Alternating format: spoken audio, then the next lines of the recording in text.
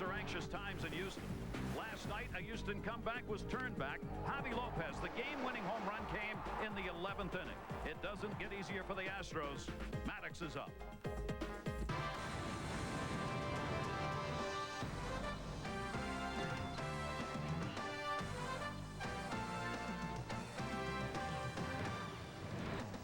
Since April 12, the Atlanta Braves have been in first place in the National League East. They are 4 games up coming into tonight's play. Houston has a chance to gain a full game on Pittsburgh. The Pirates lost this afternoon. They're 3.5 ahead starting tonight's play. If the playoffs were to start right now, these are the two teams who would kick it off in the National League against one another in the first round, and they'd start right here in Atlanta, the Braves and the Houston Astros. Hello, everybody. I'm Gary Thorne along with Joe McGray. Great to have you with us here tonight.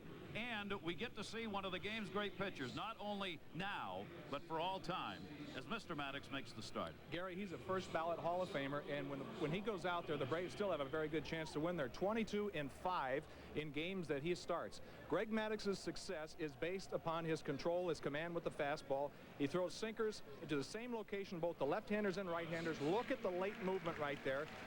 The ball doesn't even start moving until it reaches the dirt area, and by that time for a hitter, his decision has already been made not to swing. The lineup that he's going to face tonight starts at the top and sometimes ends there. The Killer Bees, 61% of the Houston home runs and 41% of the RBIs from the top 3 in the order. After those 3 guys, Gary, there's a lot of contact hitters in the order, and Greg Maddox is the type of guy who could have some difficulty with those type of contact hitters because his control is so good, and these guys are just trying to put the ball in play. Well, last night he went to extra innings, and the victory went to Javi Lopez and the Atlanta Braves. Game 2 coming up here tonight. We'll see whether or not Houston can find a way to beat a guy who hasn't lost in his last 13. Greg Maddox, 10-0-3 in those 13 starts.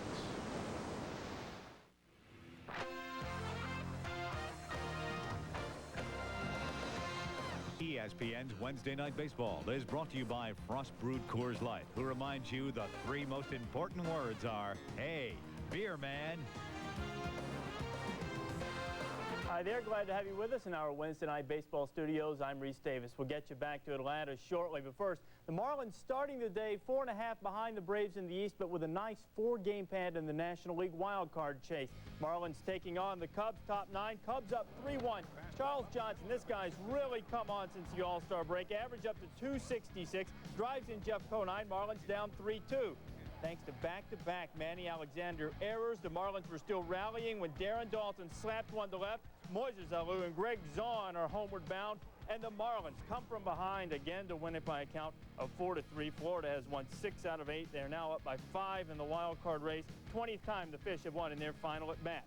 San Francisco and the Mets, bottom of the 7th. The Mets came back from being down 4-0 early. They're now up 11-6, bases juiced. Edgardo Alfonso, Darrell Hamilton, lost it in the sun. The Mets would get 8 in the 7th and go on to win it 15-6. Their major league best 39th come from behind victory. Jason Isringhausen went 5-11 hits.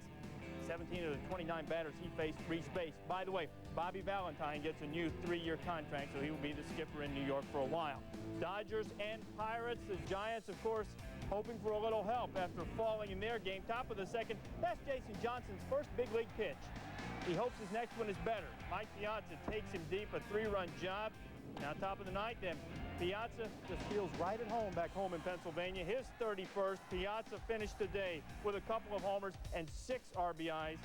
Reached base in 12 of his 15 plate appearances in this series, and the Dodgers beat the Pirates 9-5. LA now has a 1.5-game lead in the West. Dennis Reyes got the win, and just for that, he got sent to Albuquerque, at least until Tuesday when he plans to rejoin the Dodgers. LA had to make that move because they picked up Darren Lewis, another outfielder from the White Sox, for a player to be named later. Cincinnati and Colorado went at it at Coors. Colorado won the thing 7-5. Vinny Castilla hit his 36th of the year. Burks his 25th. The Big Cat went yard for the 34th time. Dante Bichette 4-4 with a couple of RBIs. Philadelphia beat San Diego 7-6 and 12. It's the Phils' first 4-game sweep in 2 years. Curt Schilling did not get the decision, but he did strike out 10 in 6 innings to tie Randy Johnson for the major league lead in strikeouts with 264. In the American League, the Red Sox and the Mariners. The Red Sox were up 1-0 as Brett Saberhagen against Edgar We can call him Edgar. He's earned the right to be known by one name. Martinez, his 23rd job of the year. It's a 2-run shot, and they put Jeff Acero and the Mariners on top of Saberhagen and the Red Sox 2-1. By the way, no more Garcia Parra. He's done it again. He's hitting 29 straight. He's 5 short of Benito Santiago's record hitting streak for rookies. Garcia Parra 1 for 2 so far on the night. Texas beat Milwaukee 7-1. The Rangers snap a 3-game losing streak. The Brewers had a 4-game winner snap. They're now 3 games behind Cleveland in the American League Central. And speaking of Cleveland, the Indians and Angels coming up. The second half of our double dip. David Justice has absolutely been feeling it, tearing it up. He's homered in a career-high 4 straight games. He'll try to lead the Indians past the Angels tonight at 10:30 Eastern Time, following the opener of our Wednesday night baseball doubleheader. And it is time now to get you back down to the Teddy for the Braves and the Astros. That's Gary Thorne and Joe McGrain on the call from Atlanta. Gentlemen. Reese, thanks very much. Yes, indeed. This is Turner Field, which has been nicknamed, and it's catching on, just the Ted. We haven't heard yet from Ted Turner on how he feels about that, but he hasn't disapproved it, so apparently it's going to stick here.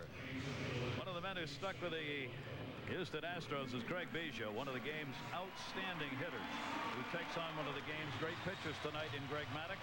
We asked him before the game, what do you do? The hardest thing about him is that, I mean, he throws the ball 88, 91, but his release point is real hard to pick the ball up on, and he has real good movement. He moves the ball in and out, up and down, and he has a pretty good idea on what he wants to do, and he pretty much never really pitches you the same way twice. You know, he doesn't panic when he gets in some tough situations. He does a lot of times, and he pitches to the situations. When he needs a ground ball, he gets it, and he's just real effective, and he makes it tough. So you got to be real smart and see what happens. We'll see what happens tonight. Greg Maddux pitching tonight is a guy who can exploit all parts of the strike zone, in, out, up, down, and everything he throws breaks away from the barrel in the middle of the plate, breaks away from the barrel of the bat. Greg Biggio said he's tough to pick up. The numbers certainly indicate that. The ball tends to pop out of his uniform, so he's got some velocity and some movement, and you have a hard time picking it up. Not a great combination if you're a Houston Astro. Let's take a look at the Nextel lineup that he's going to face tonight. Larry Durker, the man who's put this lineup together for the Astros, a candidate for Manager of the Year in the National League. Even though his team was rated to be a contender, he's done a great job. Biggio, Bell, and Bagwell, the Killer Bees, lead it off at the top. Luis Gonzalez will be in left field. Gutierrez will be the shortstop tonight. Billy Spires playing at third base. Brad Ausmus will do the catching. Chuck Carr in center field, and their right-hander Chris Holt will be starting and batting ninth.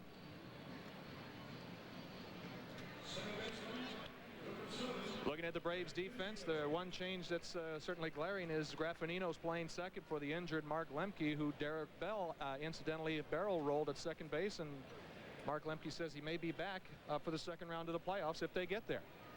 Big loss. Lemke is out of there, and there is Graffinino, gets the start at second base and will be finishing up the season there at second for Atlanta. We're ready to go. First half of our doubleheader. 31-year-old right-hander Greg Maddux. Greg Biggio is the leadoff batter. Charlie Williams working the plate, calls the strike. We're underway.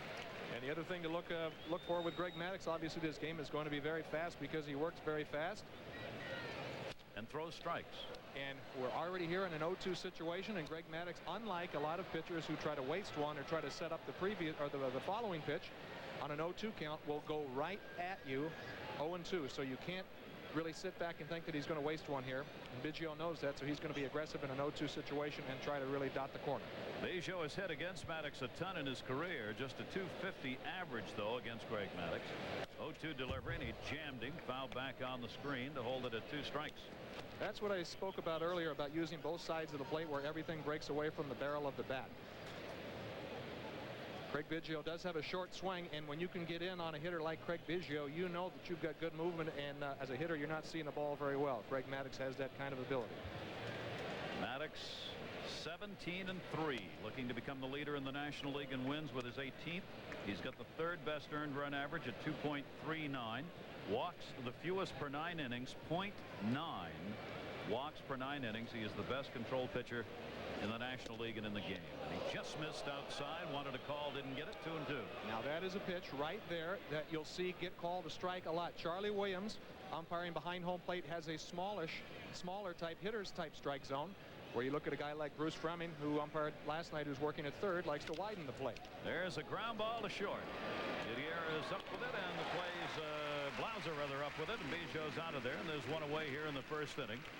He is the most pronounced ground ball pitcher in the majors. If you're playing on Greg Maddox's team and you're out there in the infield, you better be able to handle the ground ball, because you're right, Gary. He's going to throw a lot of ground balls with that late sinking action. The hitter always seems to be getting just the top half of the ball.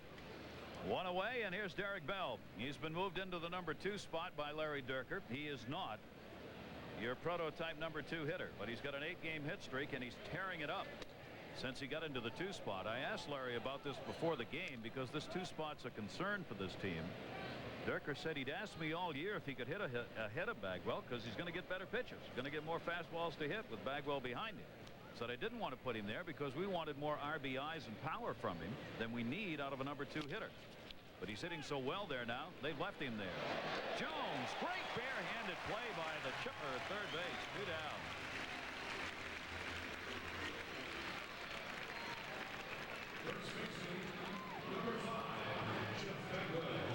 You only have one shot to get Derek Bell because he runs very well. Chipper Jones does it the barehanded way, and an all-in-one motion throws over to first. And has great athletic ability, and that's something third basemen practice a lot. Picking up the ball, lots of bunts, swinging bunts like that barehanded. He obviously did that very, very well. 2 down, nobody on, and here's Bagwell, leader of this ball club, and a chance at another MVP with the numbers that he's putting up, and he's got himself a base hit on the first pitch. So Bagwell goes after the first pitch he sees off Maddox and collects the first hit of the ball game. A 2-out single for him here in the first inning. And that's what you have to do against Greg Maddox. You have to be aggressive very early in the count, because obviously he's a guy who throws a whole lot of strikes. And you have to get aggressive early in the count, because sometimes that's the best pitch you're going to see, and that's middle. And Bagwell is able to hit it into the hole. Obviously that big swing and hitting from a crouch, but stays in the crouch, which makes him more effective. Bagwell was waiting on that one. Here's Luis Gonzalez. Gonzalez has put up some pretty decent numbers on the season. 266, 57 RBIs, and good numbers against Maddox in his career. He's a 288 hitter with 4 long balls. So Gonzalez has done as well as about you're going to do against a Greg Maddox. Well, he is really, and you can look at Jeff Bagwell's stolen base attempts, actually very good. You'd think Jeff Bagwell is just a home run hitting first baseman, but he's got some wheels, and Greg Maddox is certainly aware of that already, varying his looks to home plate. Runners 17 for 22 stealing bases against Greg Maddox this season. His personal catcher, Perez, behind the plate, 24% effective in throwing out base stealers, which is right around the major league average this season. A couple of points lower perhaps than the average. Maddox not a great move to first base, probably because there aren't a lot of guys over there when he pitches. Certainly didn't get a lot of practice, did he, Gary? No, he doesn't. And he's got a 2-down situation here where his primary concern is going to be on the hitter. And that's Gonzalez. 1-0 count, 2 away. Outfield plays Gonzalez the other way. Shaded over to left field. And he's taking. And it's ball 2, 2-0. A very smart hitter, and he's really developed a lot in the last couple of years. He's really gotten strong. It was in the locker room. He's been pumping a lot of iron, as a lot of these Houston Astro guys have really gotten big, and their power numbers definitely indicate that. 2-0 the count, 2 down, runner not going, and the outside corner strike taken by Gonzalez. That'll bring it to 2 balls and 1 strike. And that's what Greg Maddox has the ability to do, because the command of his fastball is so good. You'd think in 2-0 you'd be in a definite defensive situation, wanting to throw changeup or something like that, but he has the ability to really dot that outside corner, and he knows he can go to that any time to get a strike. Step off throw. Bagwell, who does not have much of a lead over there at first base, gets back in a hurry. One of the things we'll watch as this game progresses, Greg Maddox has been throwing a lot more curveballs. He used to be more of a fastball changeup, but again, trying to stay ahead of everybody else, as he has been so successful in doing. Will throw a lot more breaking balls now, because he thinks he might be getting into a little bit of a pattern. 2-1 the count here, and Gonzalez in the off-speed pitch takes it up high, and he falls behind. An early 3-1 count on Gonzalez, and for Maddox now, that's 7 strikes and 6 balls in the 13 pitches he's thrown here in the first inning. Yeah, he's struggling, Gary, huh? Struggling mightily early on. Well, 3-1, he's got the great sinker, and when in doubt, it's low and away, and that's probably what he's going to try to do here. Eddie Lopez moves up, runner goes, ball hit in the air, shallow center field. Easy play as Lofton drifts in underneath it, puts it away, and that will do it. Maddox works his way out. Astros got 1 hit, left 1 on. Braves coming up when we come back. Braves won the opener of the series in 11 innings last night. They lead the series 6 games to 3 against Houston this year. Take a look at the Nextel starting lineup that'll be put out there by Bobby Cox. Kenny Lofton will be leading it off. Jeff Blauser is the shortstop. Chipper Jones at third base. Fred McGriff at first. Ryan Klesko struggling with the bat in left field. Andrew Jones in right field. Perez doing the catching. Tony Graffinino starts at second base. And Maddox hitting ninth. Chris Holt will be pitching tonight for the Houston Astros. He's been struggling as of late. He just got his last win as the first win he's had. He had a 4-game losing streak going, and he is somebody who is going to have good control. The breaking ball is his best pitch. He doesn't really have earth-shattering stuff. However, his control is very good and has a good command on how to pitch. He's going up against the Atlanta Braves lineup that has been struggling offensively. And looking at the defense, Craig Biggio having an MVP type season, although he has a gold glove, although he's kicked 16 balls this year. That's very uncharacteristic for him, he says. Ricky Gutierrez at shortstop. Tim Bogar, who's been playing a lot of short, is away. He had a death in the family. His mother-in-law passed away. He'll be rejoining the Houston Astros tomorrow. So Gutierrez is making the start. 25-year-old Chris Holt, 8-9. He's 1-0 against the Braves this season and for his career. And the fastball to Lofton turns him away. Now the big deal, of course, bringing Kenny Lofton over here from the Cleveland Indians. Marquise Grissom, the man he replaced in center field. He has put up tremendous offensive numbers, as you see. Drives that ball to left center field. Chuck Carr. He'll haul that one in, and Lofton is retired. And a quick out here. Holt also is a ground ball pitcher when he's on. He's got a sinking fastball, as Joe mentioned, that curveball. He'll try and mix them up. In his minor league career, control was the #1 thing he had going for him. But he has walked 48 this season, striking out 73 in 167 innings. And I think a lot of that is going up against big league hitters, feeling that he has to treat them a little bit more carefully. There you see the good breaking ball, but what we'll get a chance to look at throughout the game, he has that good curve. His index finger sticks up when he's releasing it, so he'll be able to see his index finger sticking up, and I wonder if some of the Brave hitters will be able to pick up on that. Jeff Blauser, who's had a magnificent season, has been among the top 10 hitters all year long. Stands in here with 1 down and nobody on. 5 hits in his last 14 at-bats. 8th best average in the National League. And it's up high, and Blauser's ahead on the count here. 3 balls and no strikes. So far, Holt is still having difficulty adjusting to the mound and his release point, because all of his pitches he's thrown have had some elevation on them, and that's not where his game is. He's gotten better, as you would expect, as he's picked up pitching time this season. Over the last 5 games, he's only allowed 4 base on balls in 35 innings pitched. That's better than what the season numbers are. And he comes right back here on Blauser and takes it 3-2. And there you see he has a little bit of a Maddox type fastball there. Starts it off the outside corner. It just ducks back in and nicks the outside corner after Blauser had quit on it. Good pitch. 3-2. And Blauser chops that one foul outside of third. You were talking about the hitting of the Atlanta Braves team, Joe. It is amazing that their team average has dropped as dramatically as it has here this month. They are hitting .224 in the month of August. And that has the Braves very concerned. And the other thing about it is they have not played very well against the first part of the division ball clubs. And that has some definite concern that they have there. I think Fred McGriff has been injured a little bit. I think that's Ryan Klesko, who's had some wrist difficulties. And the Braves have never really scored a whole bunch of runs. They've always done it with great pitching, and it certainly isn't any different. Blauser comes through on a 3-2 to right field. Dell will get it back in, and Jeff Blauser delivers the single off Chris Holt, a 1-out single here in the first.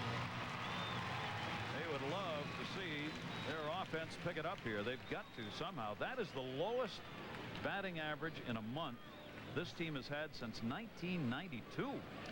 I mean, it's amazing. And last night they scored 7 runs, and it was a battle the whole way. They were 6-0 lead, and with Tom Glavine on the mound, you think that's in pretty good hands. Chipper Jones grounded at second base. Biggio, Gutierrez over to first, and they turn the 2. So Chipper Jones hits into the double play, and that'll end the inning. Each team with a hit, no score as we go to the second. No scores. Maddox goes back to the mound, and he'll take on Gutierrez, Spires, and Brad Ausmus in the lineup for Houston. I mentioned how quick Greg Maddox can sometimes be in a ball game. The notes tonight as another first ball ground ball out played there by Graffinino. Gutierrez retired. Maddox has 3 of the 4 lowest pitch count complete games in the majors this year. 78 in one game, 86 in another, and 89 in another. Kind of like Joe McGrain. You know, he's got a revolutionary training program too. He rides the stationary bike for about 5 minutes and has a couple of hamburgers, and he's ready to go get them. That is really his regimen. Gotta love it, don't you? Absolutely. Gotta love it. And thinks nothing of it. Here's Billy Spires, the veteran. He's gotten a lot more work this season than he anticipated. Sean Berry has been playing third base for the Astros, out with an injury. Spires, who'd been moving in and out of third and short this year, has done an excellent job for this club. He has a sprained elbow ligament in his throwing arm. You can see that he has that heavily wrapped in tape to not really put stress on that medial collateral ligament.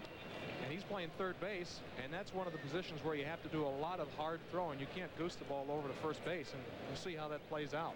I know he's playing in some pain. 31-year-old down to third. Chipper Jones got a backhand, a tough rolling ball, and he's not going to have a play. And it'll be an infield base hit. So Billy Spires credited with a single. You talk about a number that had some curl on it. That baby was going down there in 2 different directions at once. Infielders at the corners will tell you cued balls off the end of the bat are always the toughest, and you see Chipper has his footwork a little confused right there. Didn't know which way that ball was going to bounce. And he certainly wouldn't want to have too many more balls hit like that in his direction.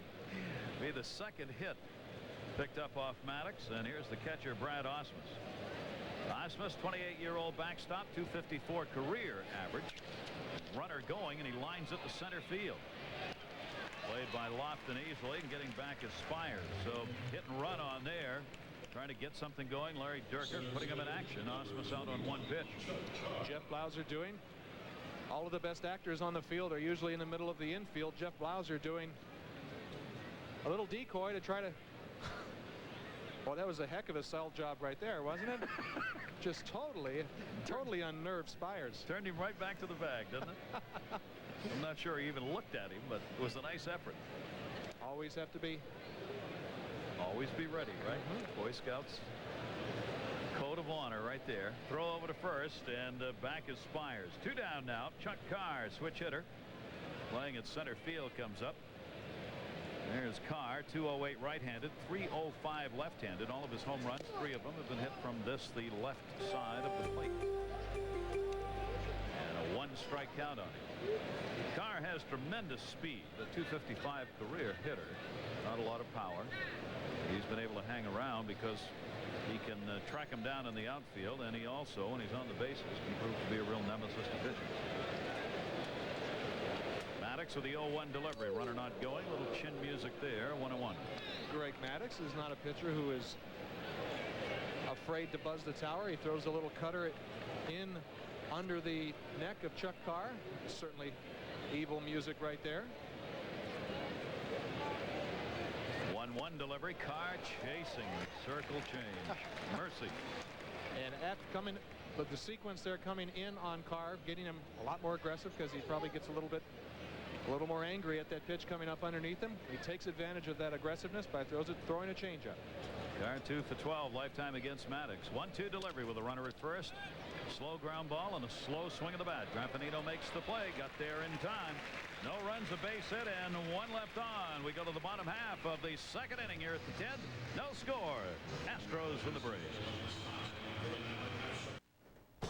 Reese Davis back with you. The White Sox trying to get back to 500, taking on the Blue Jays. Doug Drabek torched by Carlos Delgado, who's now 2 for 2 in his career against him. 3-run shot. Blue Jays up 4-0. Back to Atlanta. Race will keep us updated on the other games around Major League Baseball. Highlights from those played this afternoon and from those that are going on tonight. Welcome back here. Gary Thorne, Joe McGrain, and our crew. Scoreless going to the bottom half of the second inning as Chris Holt will be taking on the cleanup batter, Fred McGriff, to kick it off, then Klesko and Andrew Jones to follow. Freddie's been battling some injuries, some hamstring and shoulder problems, and it's really affected his power. He always is a guy who likes to stand off the plate to get those arms extended, and he's been offering at a lot of the down and away pitches, and let's see if Holt will be able to exploit that. Stays outside on him, gets the call on the strike. 1 ball, 1 strike on McGriff. There are days when McGriff just barely is able to make the starting lineup and play with that hamstring. He pops that one up, a silo shot at the plate. Osmus being called off by Spires, the third baseman, and McGriff's retired. Freddie taking a swing.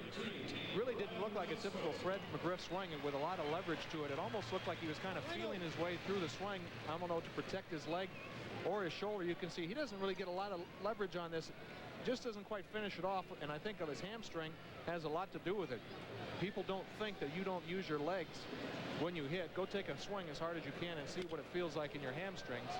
That is a huge part of hitting, and a huge part of hitting for power. And he's played with that all year long. It's not been a pleasant season for him.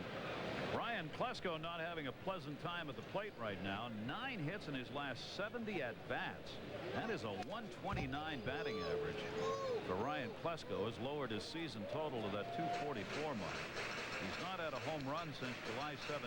That's some 31 games and 98 at-bats without a dinger. That is amazing. They've often scored 1 or 2 runs, and they go to one of their staff aces and say, there you go, hold them. And they do. And they do. They've always had the ability to do that, and have just bumped it up a little bit with the acquisition of Danny Nagel, who is having just an outstanding season. Mr. Maddox watching there with his cap off. Holt comes inside to Klesko, and the count goes to 2 balls and 2 strikes.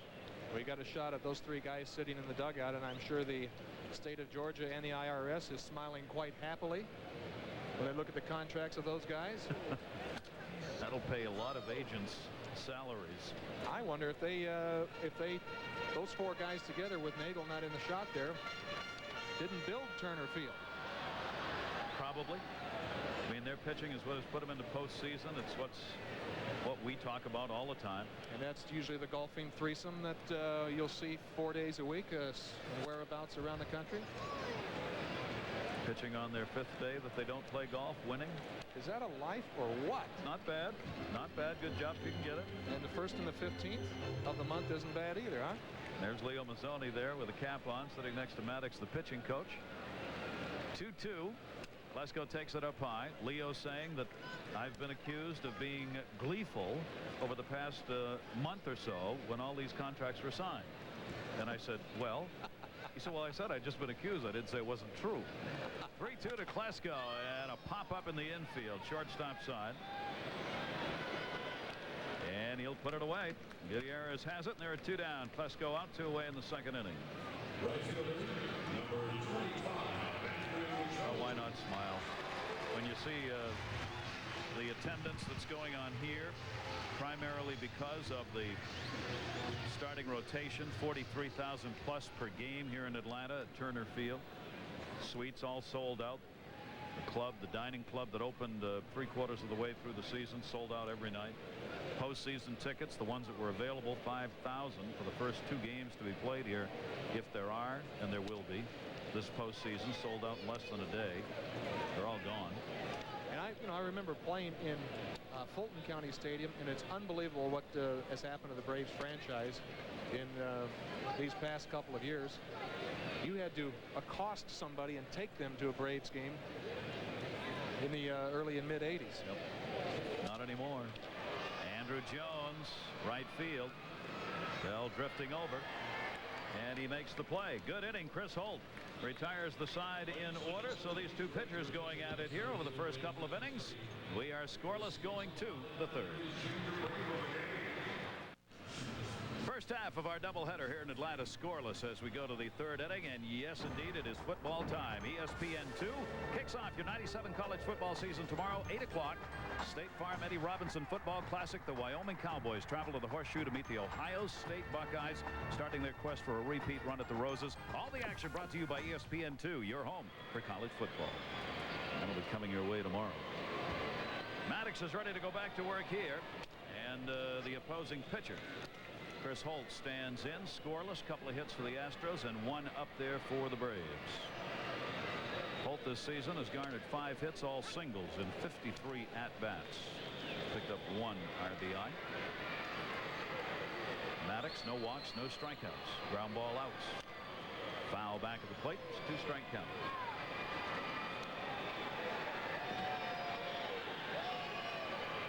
We said that Greg Maddox maybe is one of the best of all time. Obviously a slam dunk first ballot Hall of Famer. That is outstanding right there. Just phenomenal numbers. First strikeout, Maddox gets it against Holt. Let's check in with Rhys Davis. Rhys? All right, Gary, Red Sox and Mariners, that man, Nomar Garciaparra, had already extended his hitting streak to 29, but, you know, 2 hits in the same game, that makes it more fun, especially if it's your 25th homer, and that ties the thing up at 3 as they play in the 5th. Could he be Rookie of the Year? Is there any chance? Is there any other one who's going to get a vote? Well, I think you can pretty much send it over to his house right now.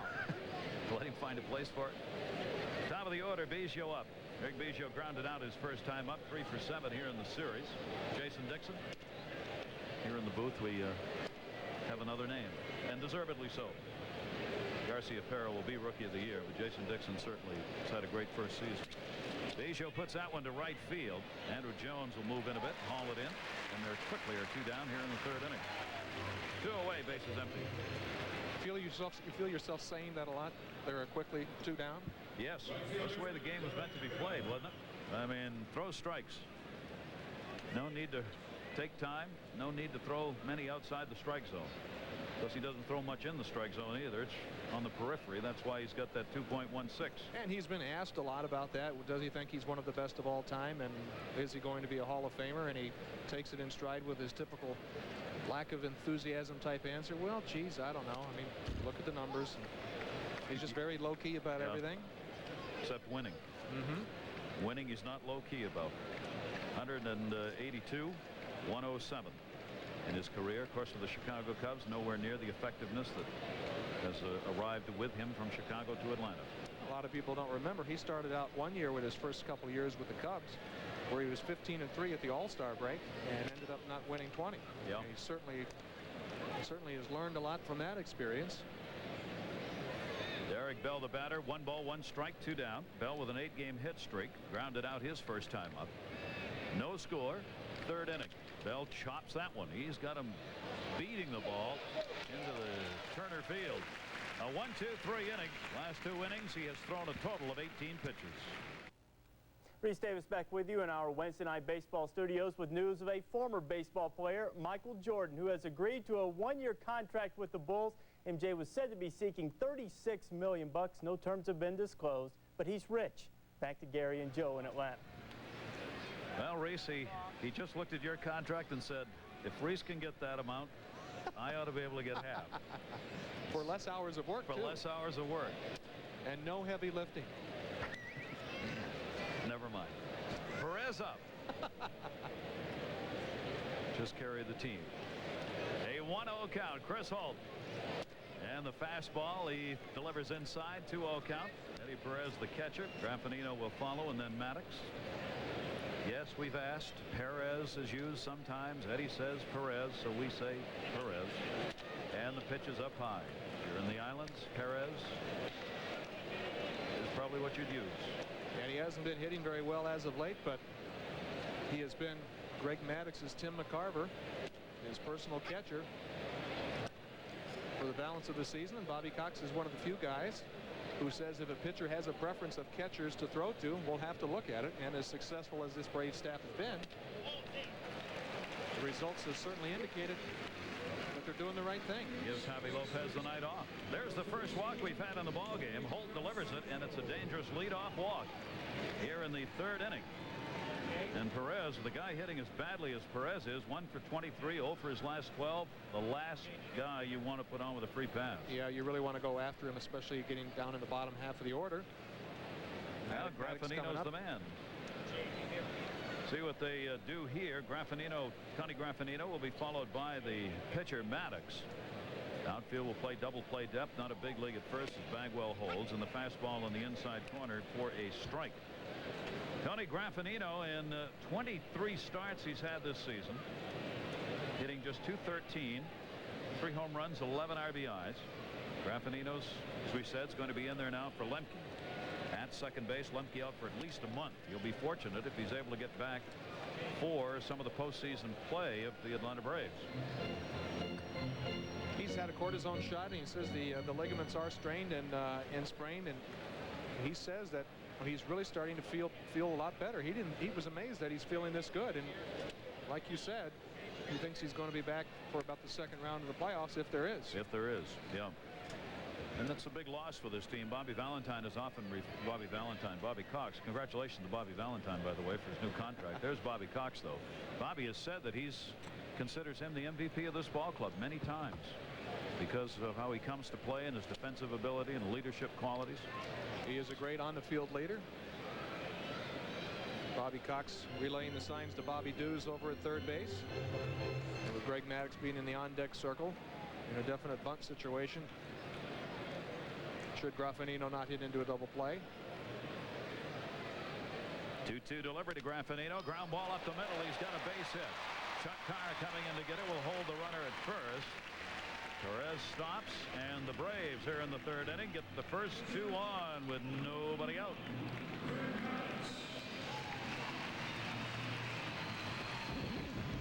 Graffinino with a single there, and this is exactly why he's playing in Houston. Last week, you see Derek Bell making the barrel roll on Mark Lemke over the bag. Mark Lemke doesn't think there was any ill spirit by Derek Bell doing that. However, some of the Braves pitchers have said that they're. And there's Mark Lemke. Even when he's not playing, Joe, he was one of the first to the ballpark today. There is Bell, the man who slid in to second base with that roll block that took Lemke out.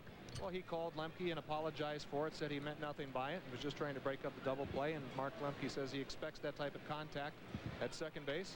He's always been very good at, quote, staying in the pocket and taking his hit and getting rid of the ball. He throws over the top, so that puts him in gives him a better chance to do that. I asked him, why doesn't he throw sidearm? That'll make a guy get down. Maddux looking for the bunt. They played in. Chance at third. They get the out. Gutierrez goes to first, but can't turn two. They were playing the bunt. Spires had charged. Maddux chopped it. The Gutierrez, who was moving over to cover third on the wheel, picked it up and got the force out. And that is something that a manager always gives pitchers green lights. If he thinks the infielders are charging too much, to go ahead and swing away while they're moving. And unfortunately for Greg Maddux, it goes right into Gutierrez's hand as he is rotating over towards third. And the other thing that's unfortunate about this, Maddux was in a situation here where he really had to run, and he's been bothered by some hamstring difficulty. Bobby Cox would just as soon not have Greg Maddux on the base paths. He's out there now. Runners at first and second, one down. They don't get the runners moved up. And here is Kenny Lofton. And Lofton takes the pitch up high for a ball. So an RBI opportunity for Lofton. Lofton is .383 with runners in scoring position. His offensive numbers have really been something. 1-0 delivery. The amazing thing is the Braves are not happy at all with his defensive play. They've been very disappointed. Really a very theatrical and gold glove center fielder over with the Cleveland Indians, making a lot of circus and unbelievable catches. They feel his fundamentals sometimes have been less than spectacular. Gonzalez in left field will haul this one in, so the Braves, after getting the first two on here in the third inning, have not been able to move those runners along, and now there are two down. Well, let me ask you this real quick. Now that they signed Greg Maddux for the big money, and Tom Glavine as well, what does that say about Kenny Lofton, whether they're going to bring him back or not? He's going somewhere else. When you've got the Jones boys ready to play, Chipper and Andrew, I mean, Andrew Jones, when he played center field when Lofton was out, was spectacular. Oh, they feel that Andrew Jones is going to be a definite five-tool type player. Jeff Blauser now with two down, runners on at first and second in this scoreless ball game here in the bottom half of the third inning. Blauser, .292 with runners in scoring position this year, picked up a single. Another guy they've got to think about because he's a free agent after this season, and he's played some real good defense with a good bat. Jeff Blauser, I think, is a big part of what personifies the Atlanta Braves and their success in the last couple of years. Much like Mark Lemke. Yeah. He's having that kind of career year right when you want it, isn't he? Mm-hmm. Contract's up. And he's putting up big offensive numbers on the year, but he, like the rest of this team, this month of August has not been pretty. And that's really unusual. You really don't see very often a whole team offensively going flat at the same time. It's usually one or two guys. But from almost top to bottom, other than Kenny Lofton, and Chipper Jones has been hitting relatively all right as of late, the Braves offense has been kind of slumpy. Yep. Blauser with 2 down, waiting in the fastball away. You wonder how much of that goes to trying to keep yourself up after being in first place since April 12th. They took over first place in April 12th. They've never been out of first place, but they've never had more than a 7.5 game lead either.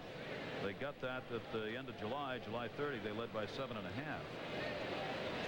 Biggest lead of the season. Strike taken. They're down to a 4-game lead coming into today's play. Well, put it this way, I don't think they're afraid to be in first place, where a lot of clubs will start to press and everything. Obviously, the great experience that they've had and the success that they've had, they're certainly not scared. They just haven't been hitting. And Holt taking way too long a couple of times here as far as Blouse is concerned, has stepped out on him. 3-1, 2 down, runners on at first and second base. Raffanino at second base, Maddox on at first. Outfield deep. Blauser, strike call in the inside corner. He thought he was going to first. And Charlie Williams, we said, is a hitter's type umpire, but he has been very aggressive calling the inside strike so far tonight. Ausmus does a good job putting his body right in the middle of the inside corner, and he's able to cheat with it a little bit. 3-2. Runners will be going with 2 down. They're off. 3-2 pitch grounded towards short. Goodyear is up with it. He'll go to first. A leadoff walk and a single followed, but they could not convert. It remains zip. Mr. Bagwell will be coming down and then up when we come back. The city, I think, has a skyline often underrated here in Atlanta. A really beautiful city at night. No score as we go to the top of the 4th inning. This is the first of 2. Second half of our doubleheader tonight. We'll take you on the West Coast. Dwayne Stats, Joe Morgan standing by. Jarrett Wright, Alan Watson are the scheduled starters for the second half of our doubleheader. Former Brave Atlanta Brave David Justice been belting the home runs for the Indians of late, and Jim Edmonds, of course, a great season with the Angels. Coming up right after this one, right here in ESPN. Jay Cutlow, our producer. Doug Holmes, our director. So when anything goes wrong, those are the names you write down. Joe McGrain and I, so far, have been absolutely stellar. And the fastball. I mean, we've taken so much tonight in our ears from the truck, haven't we? I mean, they've been cruel and heartless towards us here, knocking us. Complete lack of respect at every turn. Bagwell takes the pitch down low. 2 balls and no strikes on Jeff Bagwell. Bagwell up there among the leaders in all kinds of offensive categories. One of the reasons he'll have some MVP votes coming his way, as he's 3rd in home runs behind Walker and Castilla. Runs batted in, second only to Andres Galarraga. Big offensive year as the 2 of the killer bees, Craig Biggio and Jeff Bagwell, done a great job for this Houston team. Greg Maddux is pitching Jeff Bagwell very, very carefully. That is the one guy in the lineup that he's earmarked that he's not going to let beat him. One of the reasons he has had some success against Maddux is because he's a great low ball hitter, and that's exactly where Maddux likes to throw. And he got that one up. Line drive, Klesko right there. That was a tomahawk shot by Bagwell, and didn't get a lot of it, really. Gary, he's got so much lift and elevation in his swing. This is a line drive that just, I mean, Klesko almost has to protect himself by catching it here, but it has a lot of top spin on it. Look at, you can see he just comes right over the top of the ball like a backhand cross-court winner. A lot of top spin, and those are the tough line drives to catch. 1 down. Gonzalez coming up. Gonzalez flying out to center field his first time up. Maddox makes it tough, and the pitch is taken inside for a ball. He's not thrown more than 117 pitches in any start. It was his last start that he threw 117. Came against Cincinnati in the win. The number we showed earlier, Joe, is the one that amazes me. When this guy starts this year, this team is 22-5. I mean, that is unheard of. Even last season, when he won 15 games, I mean, the team was 19-15 in the starts that he made. And this year, all 5 games that they've lost when he started, all by 1 run. Yeah, he hasn't really given it up. You know, if you're going to have 35 starts from past experience, you know in about 4 or 5 of those, you're not going to have any kind of stuff. A little softer toss off the end of the bat. Gonzalez is gone. You're not going to have any type of stuff, and on those 5 starts, you're just going to take it on the chin, and you got to come back ready for your next start. He has the ability, when he doesn't have his good stuff, is to pitch around with his guile and savvy and locate and change speeds, and he uses every element of pitching. And even when on days that he does not have his good stuff, he's able to take it into the 7th or the 8th inning. He's got 2 down here in the 4th inning. Gutierrez up, and he grounded out his first time up. Gutierrez batting at 269, hits that one to right center field. Pretty good ride. Lofton going. Lofton reaching, can't get it, misjudged it. That's not a good play. Now that's a tough ball to come up with, but Lofton misplayed that. He did not get a good break, and that's what Bobby Cox has been upset about this year. More often than he wants to see, Kenny Lofton has not made those plays. Speed can erase a lot of bad jumps and the like in the outfield. Kenny Lofton has great speed, but the route that he takes is in and back, as opposed to more back towards the fence to take a better angle at the ball. And again, with the right-handed hitter, the ball is breaking away from him. That's been a problem, a surprise problem. That is the 10th double of the season.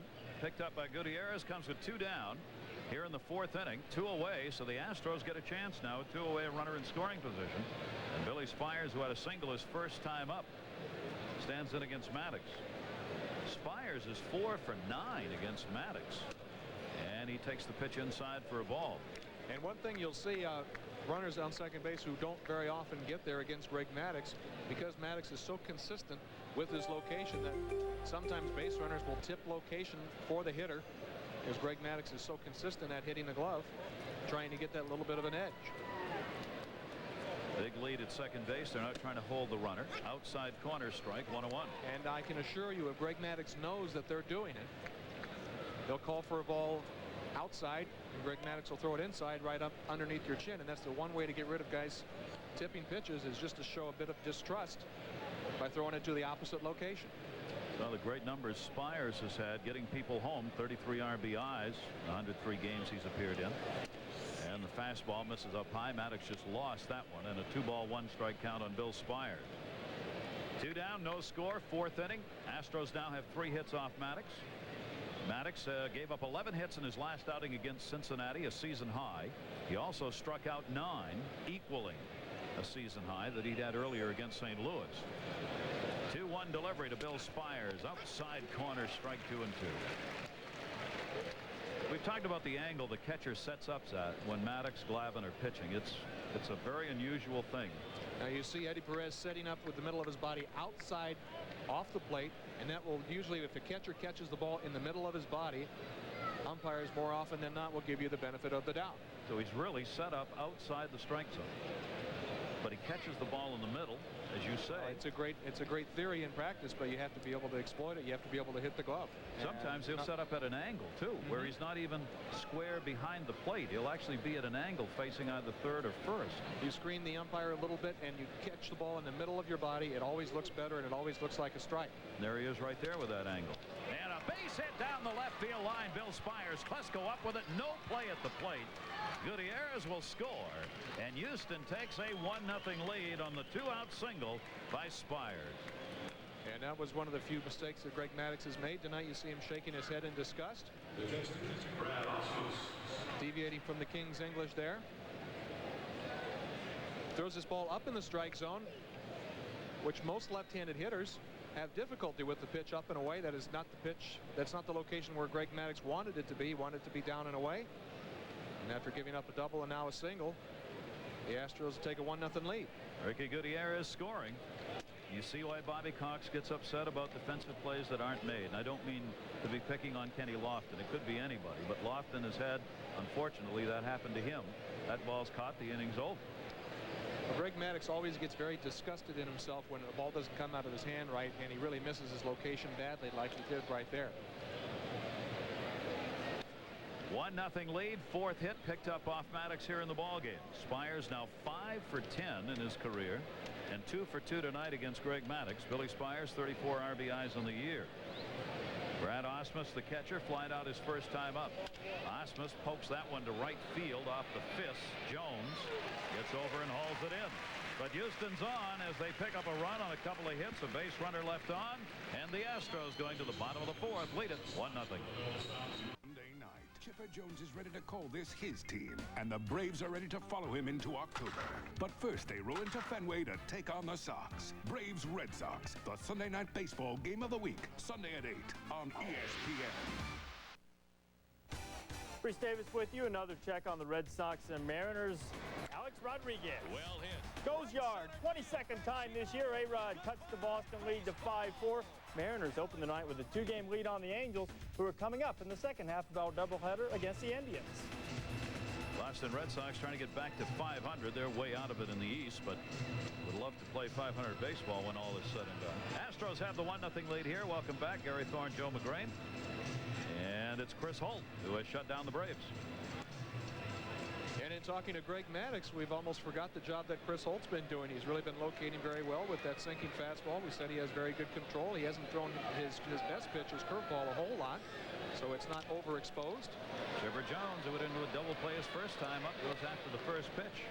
Biggio takes care of him, and there's one away here in the bottom half of the fourth inning. And when you're struggling offensively, those are the things that you really can't do when you try to develop a rally, is swinging at first pitches that are out of the strike zone and basically throwing away at bats.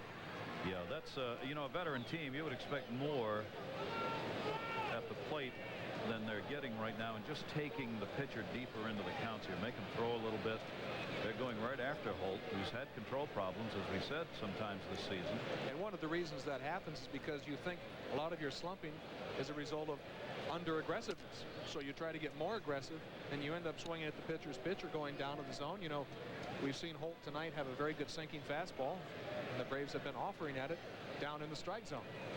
Fred McGriff takes the fastball inside. He's ahead on the count here. 2 balls, no strikes. Chipper Jones, a couple of ground ball outs in his first 2 at-bats in this game, continuing his slump. McGriff reaching for that one, fouls it off. There'll be no play, and a 2-1 count on the first baseman of the Braves. And as a guy myself who has given up several home runs to Freddie McGriff during my career, when he was with San Diego, I see him swinging right now. It just doesn't seem to have that same leverage, that same snap. Usually out in the mound, you can see his right armpit when he finishes with the swing, and I wonder if his shoulder, you see how he's just kind of I wonder if his shoulder is really bothering him, because that's really a prime mover of leverage in the swing, is the front side.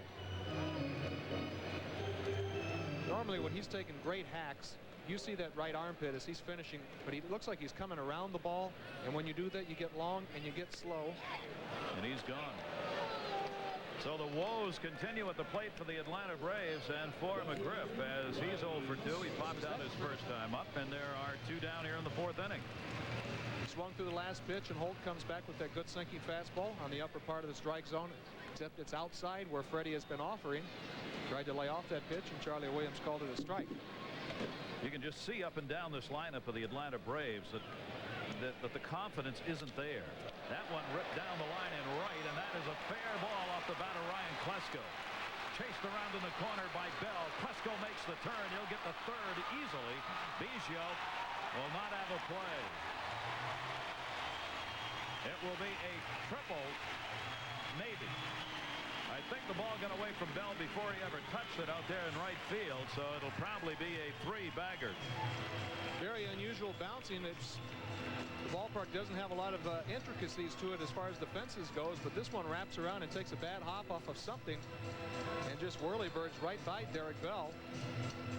And that was exciting to watch Ryan Klesko. Look at this big guy, about 240 pounds, lumbering around the bases, makes a cement truck turn at second and into 3rd easily. Earthquake. He's on, 2 down. Andrew Jones gets the RBI opportunity now. Chance to tie this game up, and the fastball's inside. 6th triple of the year for Ryan Klesko. That's a lot of triples for a guy who doesn't exactly motor around the bases. Andrew Jones with the RBI chance here, and he's ahead on the count. He's hitting .253 with runners in scoring position. Not that high. And has had just 5 hits in his last 36 at-bats, a 140 batting average. 2-0 count, 2 away. 1-0 Astros on top. Braves with their 3rd hit of the game off Chris Holt, who stays in the full windup.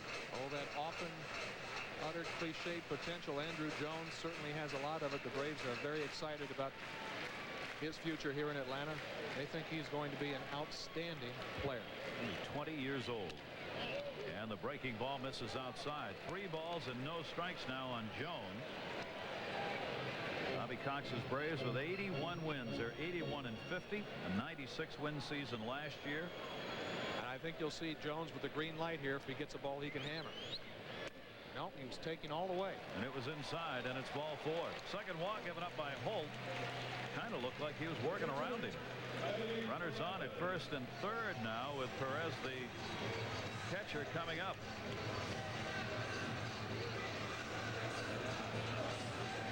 There you see consistency and quality to boot for the Atlanta Braves over the last 3 years.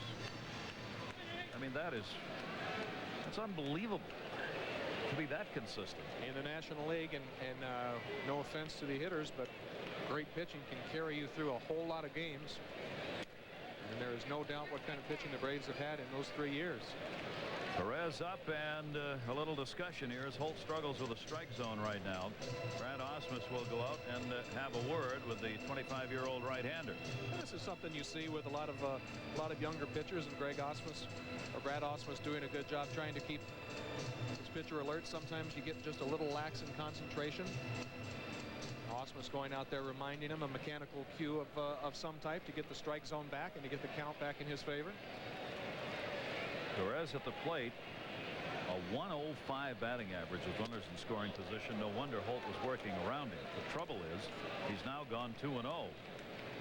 Yeah, this is the guy that he really wants to go after and get. Said Eddie Perez has been struggling offensively, so he needs to be more aggressive because he's got that good low sinking fastball. 30 balls, 28 strikes thrown. He gets another one there, so he's thrown more out of the strike zone than in. Not a good sign for Holt, even though he's got the 1-0 lead here. Yeah, 2 ball, 1 strike count. For someone who has good control, he has a high number of walks at this point in the season. Quest goes on at third base. Jones, Andrew Jones at first. Perez deep, curving, foul. Into the bullpen area, down the left field line, out in front of it. 2-2.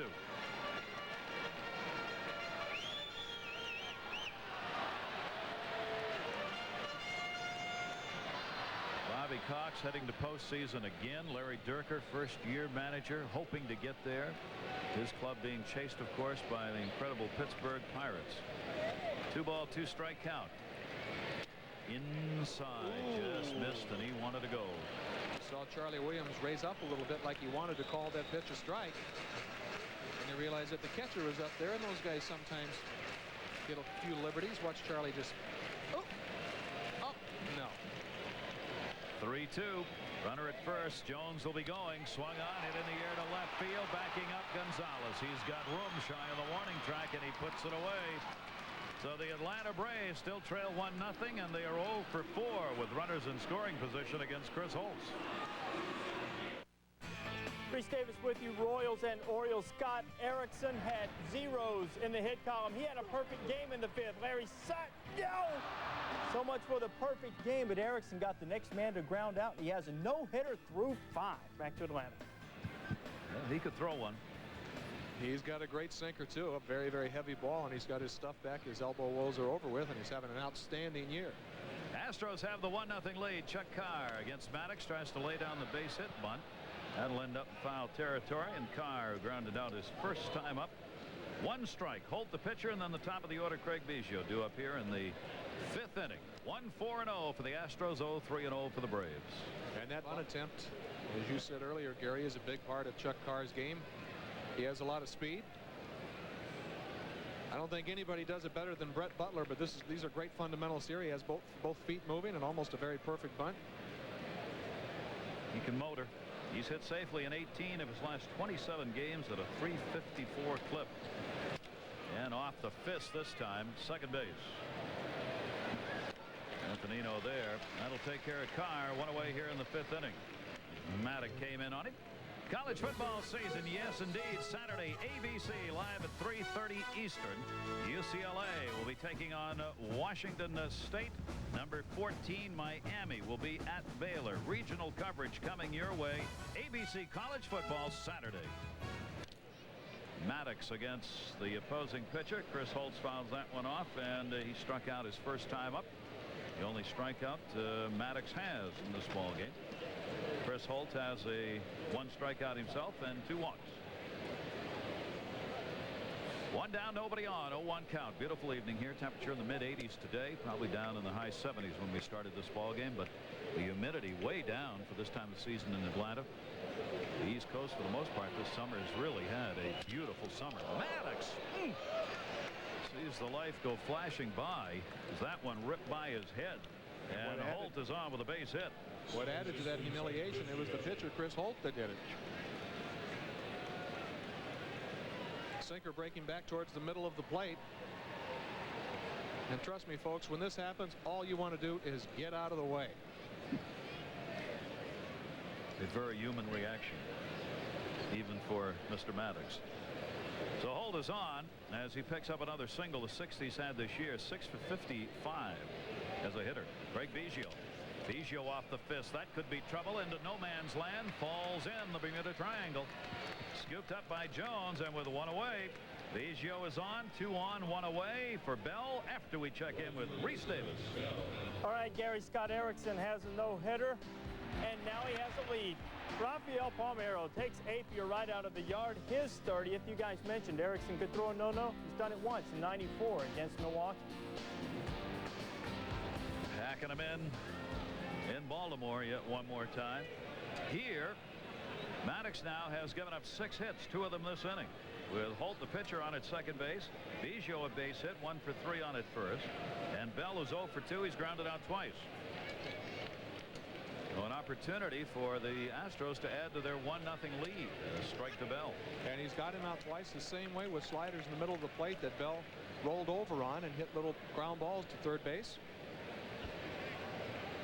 He has been tearing it up. This 8-game hit streak he's in, he's batting over 500 during the hit streak, including the 2 at-bats tonight. He's 19 for 38, so right at 500 during the hit streak. Bad swing there, 0-2. Now that was a sinker that started off the outside part of the plate. A lot of hitters will quit on that, and Bell, knowing that he had to start it early because he was trusting that it was going to break back into him, and it had a lot more movement and a lot more sink as you saw him swing right over the top of it.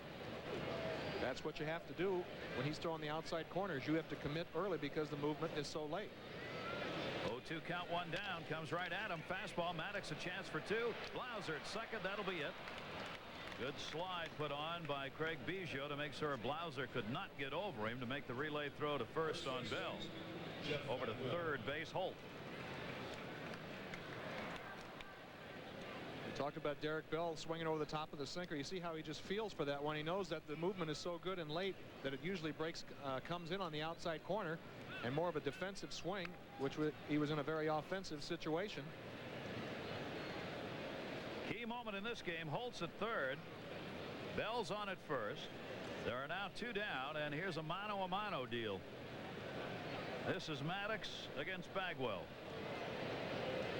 One of the game's really good hitters. He's bumped up the concentration here. 2 down. Takes the pitch inside. Ball 1. And it's not by the book, but I don't think he would be all that disappointed because he is going to pitch him so carefully. That's the one guy that he doesn't want to beat him, and this is a great RBI situation.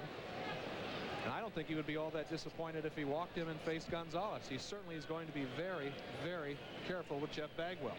He's got 108 runs batted in, adding to that total. 1-0 count on him. Bagwell takes the fastball for a strike. 34 home runs. Garnered 132 hits, leading the Houston Astros in all of those departments. Because Bagwell stays in his crouch and has that elevation swing, he handles the ball down and away relatively well, which is why you have to use the inside part of the plate. And it looked like Eddie Perez was getting ready to set up inside. You have to make sure you get it way in on Bagwell because he is so strong. Let's see what he does here. 250 hitter lifetime against Maddox. 1-1 count on him, 2 down. Out of the stretch, Maddox. Fastball up high to him. 2 balls and 1 strike. You see how far, as you mentioned earlier, Gary, that Eddie Perez is setting up way outside the strike zone, more so than he has against these other hitters. So he wants Greg Maddox to be doubly careful and not leave a ball sinking back towards the middle of the plate. Bagwell saw more pitches last year than any other hitter in the league. He has a great sense of the strike zone. Fouled off, came in on him, looked like that may have stayed out over the plate. And he wanted that one. was Bagwell's pitch. That was Bagwell's pitch. He knows he missed it. It breaks right back towards the middle of the plate. Middle, and he just wants to kill it and swings right over the top of it. The most unusual stance you'll probably ever see in baseball. We're going around, Joe, trying to figure out, do you remember any other player who, in the trigger mechanism, pulls his front foot back instead of going out with it? Did he go? Yes, he did. Check swing. No. Oh, my.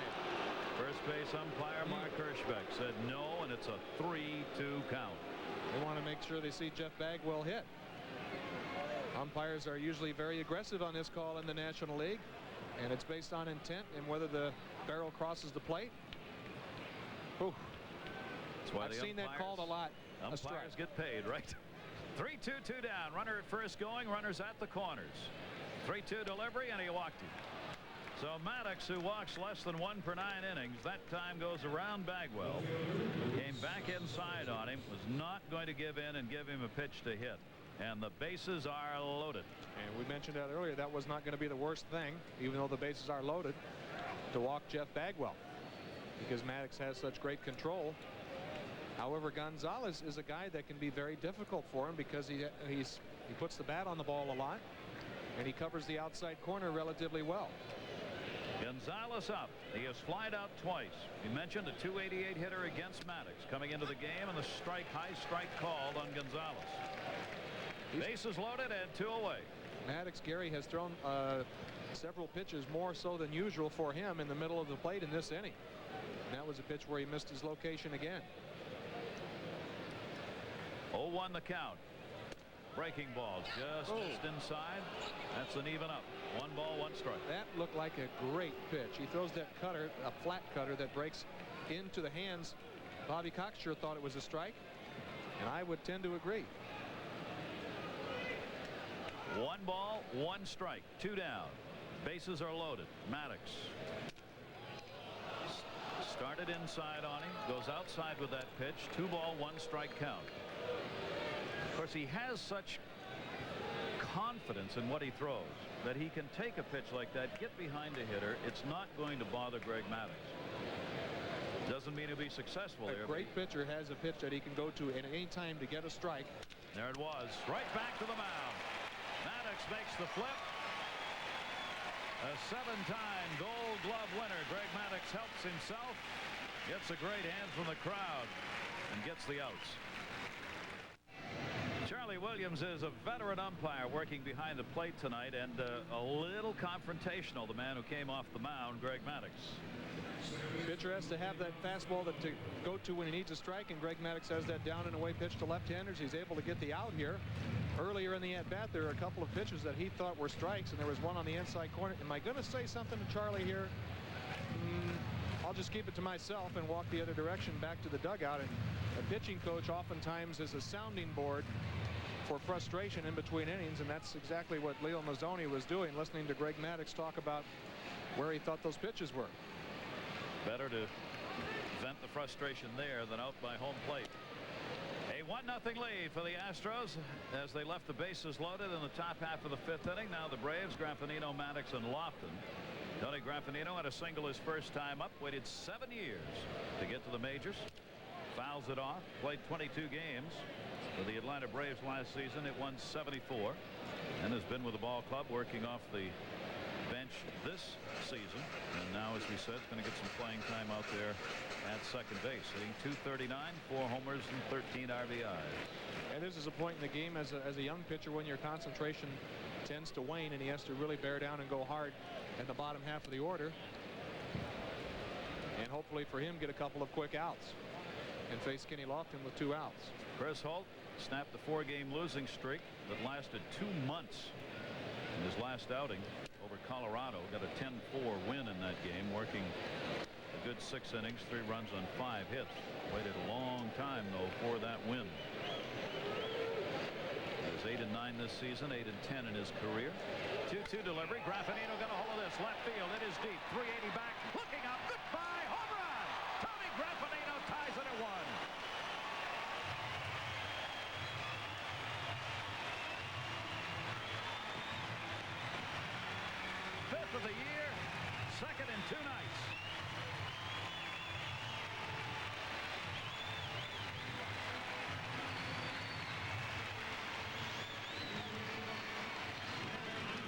Holt throws a breaking ball, and he hangs it in the middle of the plate. And those hanging breaking balls, take it from my experience, folks, tend to go a long, long way. We said that he had to really bear down at this part of the order. And oftentimes in the lower part of the order, you might want to be more aggressive with fastballs because he's got such a good sinking fastball as opposed to throwing breaking balls to hitters in the bottom of the order. The way Graffinino has been hitting, I'm sure they're throwing the name Wally Pipp around in Mark Lemke's direction. Tony Graffinino, a strike call on the swing here by Maddox.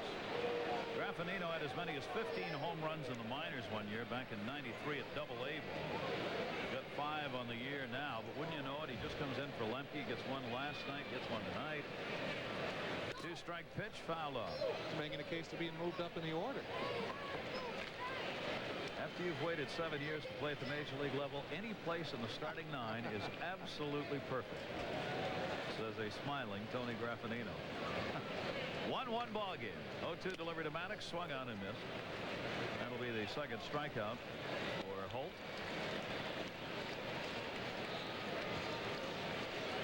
He has now given up 14 home runs, 9 to left-handers and 5 to right-handers. Sometimes that happens when you're focusing on the big names like McGriff and Klesko and Lofton and Blauser. You tend to get a little lax at the bottom half of the order. And those are the type of guys that can really, really do some damage if you're not careful. Throwing 2 breaking balls to Graffinino, I thought he was going to be more aggressive with his heater. Lofton squared around but takes the pitch for a ball. Kenny Lofton, 349. He's gone 0 for 2 in the ball game. 7 hits in his last 18 at bats. He's had a couple of hits and 6 times up against Holt this year. That one bounces all the way to the backstop and a 2-0 count. So the Braves use the long ball to tie this ball game up at 1 apiece here in the bottom half of the 5th inning. These 2 teams played 11 innings in last night's game. The Braves leading the season series 6 games to 3. In those 9 games, all have been decided by 1 or 2 runs. Grounded right back to the mound. Lofton will be retired as Holt throws over, 2 away. So Lofton out of there, 2 down. I'm sure Greg is still talking about where some of those pitches were. Leo Mazzoni, and again being a sounding board, he just listens and nods his head. Throughout even the games when you're at your best stuff, you still go through times when there's some frustration. Grounded to short by Blauser. Short as if he was up close. He wasn't. The home run picked up by Graffinino has tied this ball game up 1-1.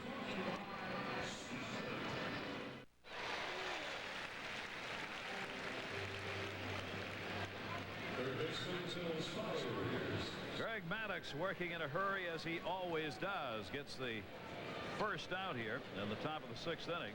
Gutierrez, who had doubled and scored in the 4th. And a ground ball to Jeff Blauser at short. And there's 1 away on 1 pitch. 1-6-0. The Astros 1-4-0 for the Braves. Astros got their run in the 4th. The 2-out double by Gutierrez. And then the single by Billy Spires, who's gone 2 for 2. And the RBI is his. That's up there on the board for Houston. Maddox with a fastball on the outside corner. Maddox this year, left-handers hitting only .218 off him. Right-handers .251. 8 home runs off Maddox, 5 by the lefties, 3 by the right-hander.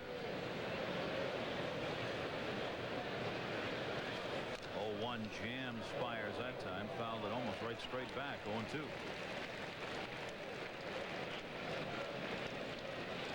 Has not lost in 13 starts, 10 wins, no losses, and 3 no decisions. So that's 17 and 3 mark. He could become the first in the National League to win 18. He could get one here tonight. 0-2 delivery. Spires chases. He's gone. Second strikeout for Maddox.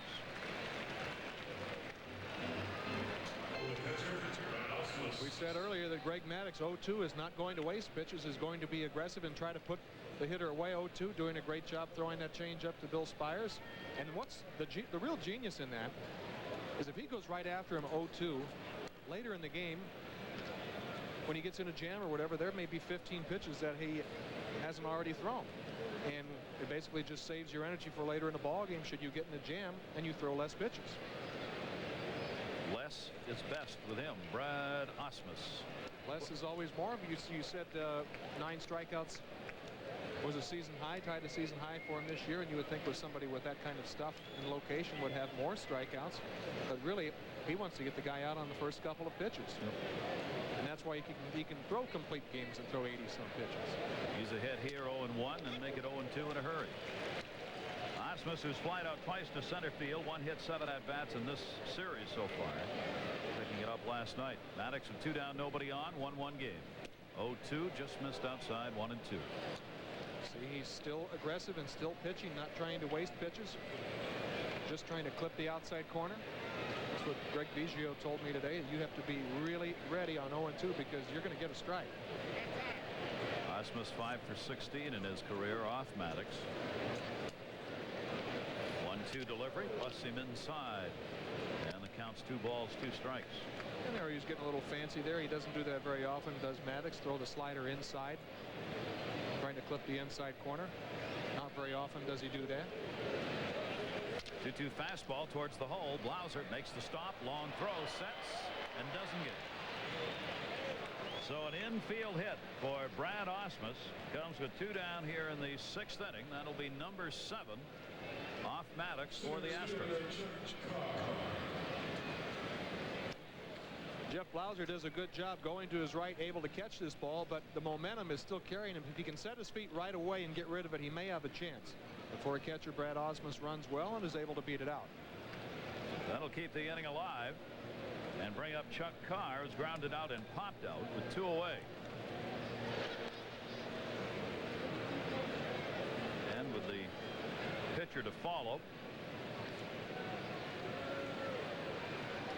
Carr will try and move the base runner around here. Osmus with 2 away. Griff will hold him at first base.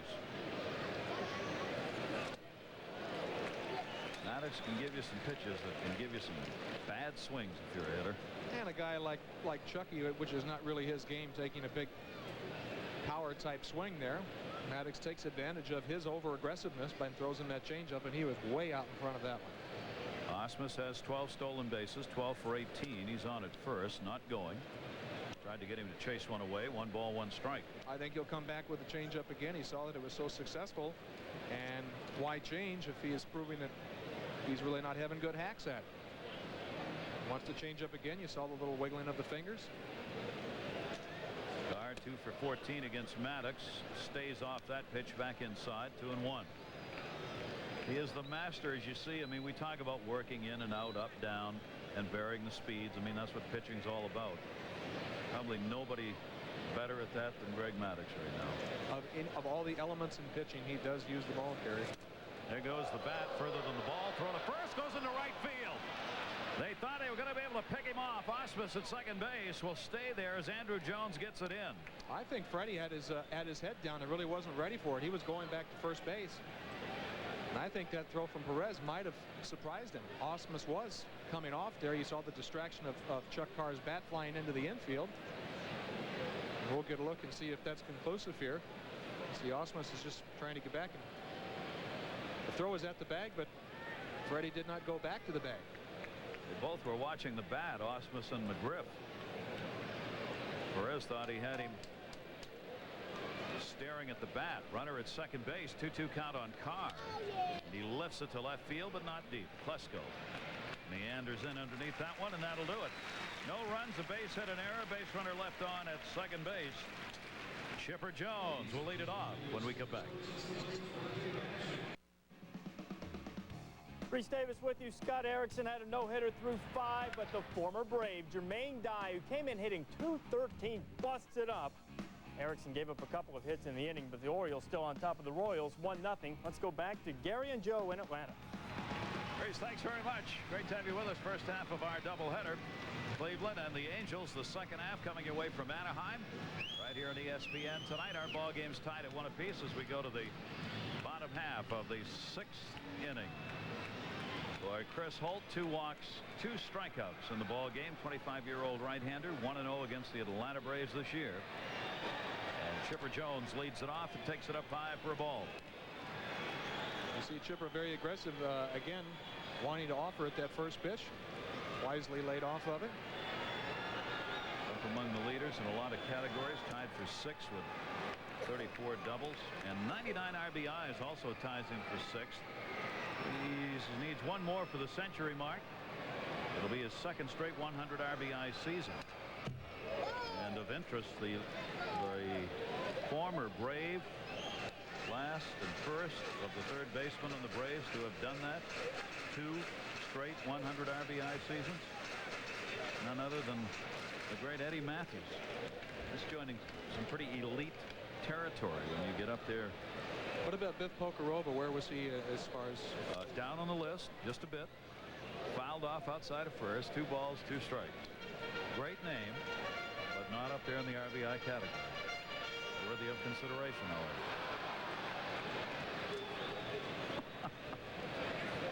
Where did you come up with that one?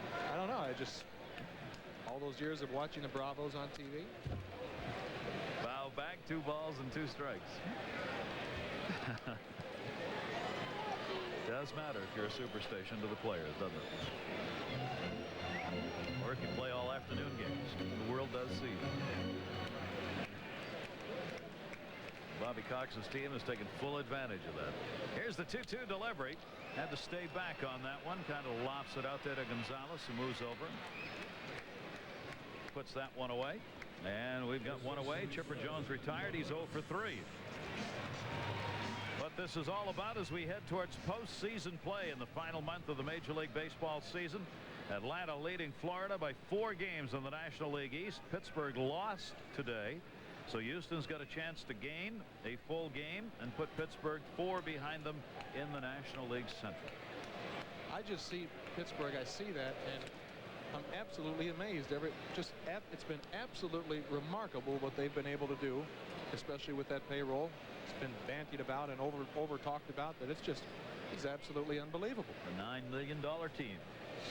Fred McGriff takes the pitch inside. McGriff has popped out, struck out. Gene Lamont, the skipper of that Pittsburgh team, certainly will be a candidate for manager of the year, as will first-year manager Larry Dierker of the Astros, whom we always like to refer to as the former broadcaster. Well, if there are any vacancies in or managerial positions open next year with Larry Dierker's hiring, that certainly makes you qualified, Gary. Joe, I think with your experience on the mound, Dierker was a pitcher, you were a pitcher. Both played with outstanding players, good ball clubs. 3-1 pitch. I mean, I hear the phone ringing now. I'm a left-hander, and there'd be too many That's people. That's all you need to say. Leave it right there. You're a left-hander. So am I. We're both out. 3 ball, 2 strikeout on McGriff. 1 down. Holt with a 3-2. And McGriff launches that one to center field. Fires over and puts it away, 2 down. Freddie McGriff taking a much better hack right there off of Holt than the previous 2 at-bats. Remember when I was saying you could see Freddie's right armpit from the mound if he hits the ball well? That's it right there. Kind of comes out of it. Stays on a down and away pitch from standing that far off the plate. He's going to be able to start seeing handling that down and away pitch. Things are going to be definitely looking up for Freddie as they go in the most important part of the season. And with 2 away and the bases empty in a 1-1 ball game, Ryan Klesko hitting at .245. He has tripled. Left stranded in the 4th inning. 4 have been left on by the Braves, 2 in scoring position. 7 have been left on by Houston in this game, 3 of them in scoring position. Holt with a 2-0 count on Ryan Klesko. Beautiful night here in Atlanta, Ted Turner Field. 2-0 pitch. Second base. Biggio left time, and he's got a 1-2-3 inning for Holt, retiring the side in order. These 2 pitches continue at it. 1-1 game. Bells due up. Astros and Braves tied at 1 apiece as we go to the 7th inning. Sunday night game of the week. These Atlanta Braves will be going to Boston and Tommy Glavine, who is from the Boston area, born and raised, is the scheduled starter. First time that he's had the opportunity to make the start on his home turf against Mo Vaughn and the Boston Red Sox. Nomar Garciaparra, of course, will be in the game. That'll be coming your way Sunday night at 8 o'clock. Tommy was a great hockey player there. And a Boston native. Holt, the opposing pitchers who go to the 7th, grounds at the short. Jeff Blauser over. Maddox with yet another ground ball out, one away here in the 7th inning. Let's check in with Rhys Davis. Rhys. Gary, the O's and the Royals bottom 6, 2 outs. Geronimo Baroa, and Baroa means bouncer with eyes. 2 runs will score, 80 RBIs now for Baroa on the season, and Scott Erickson has himself a 3-0 lead headed to the 7th. Now the Baltimore Orioles putting together an amazing season. They lead all teams in wins with 83 coming into today's play. Atlanta's got 81, second best in the majors. Baltimore and Atlanta have put up great numbers on the road. Baltimore's got the best road winning percentage in baseball at 44 and 22. Atlanta's right behind them at 40 and 26 on the road. Craig Biggio up. Biggio a single in 3 at-bats. And he takes the pitch inside for a ball. 1 down, nobody on. 7th inning, a tie ball game at 1 apiece. Maddox evens it up with the foul ball, 1-1.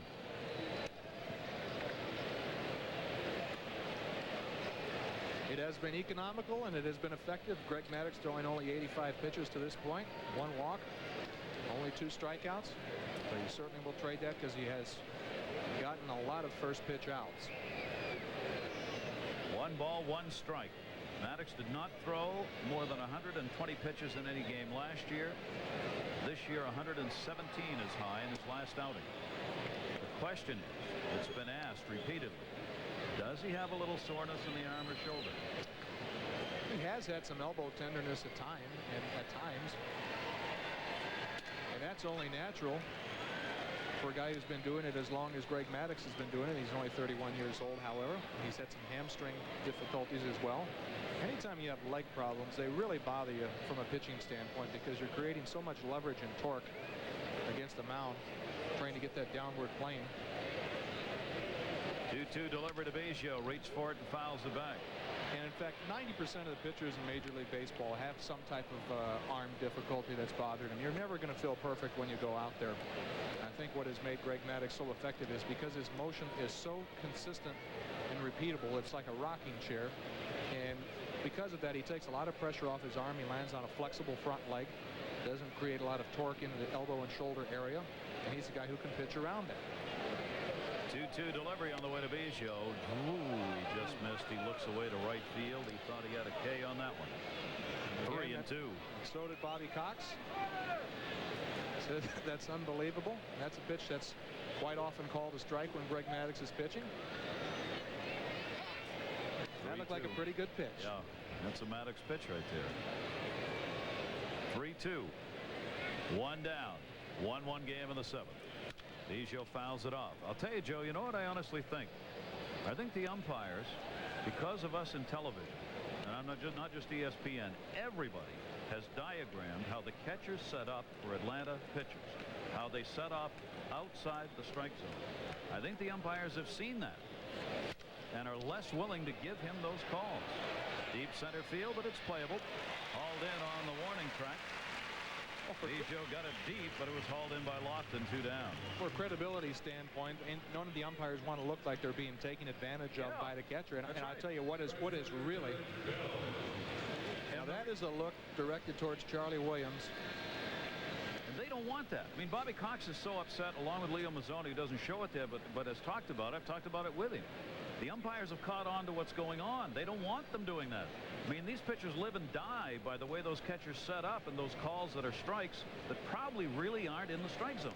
And the other thing that has really made umpires really shrink the strike zone are these high above home plate type cameras like in Sky Dome or Wrigley Field. And they replay those. And I think that's had an effect, and I don't mean that negatively towards anybody. I just think that's a natural human You're reaction. Exactly right.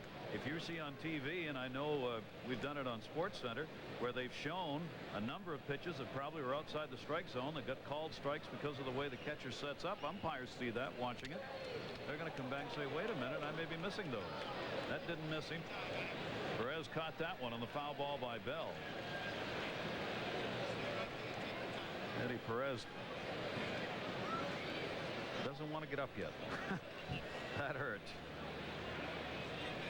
I think he gets this off the top of the knee on the shin guard, and even with that protection, that absolutely smarts. Ooh, right on the kneecap, and that's going to take a while to shake off.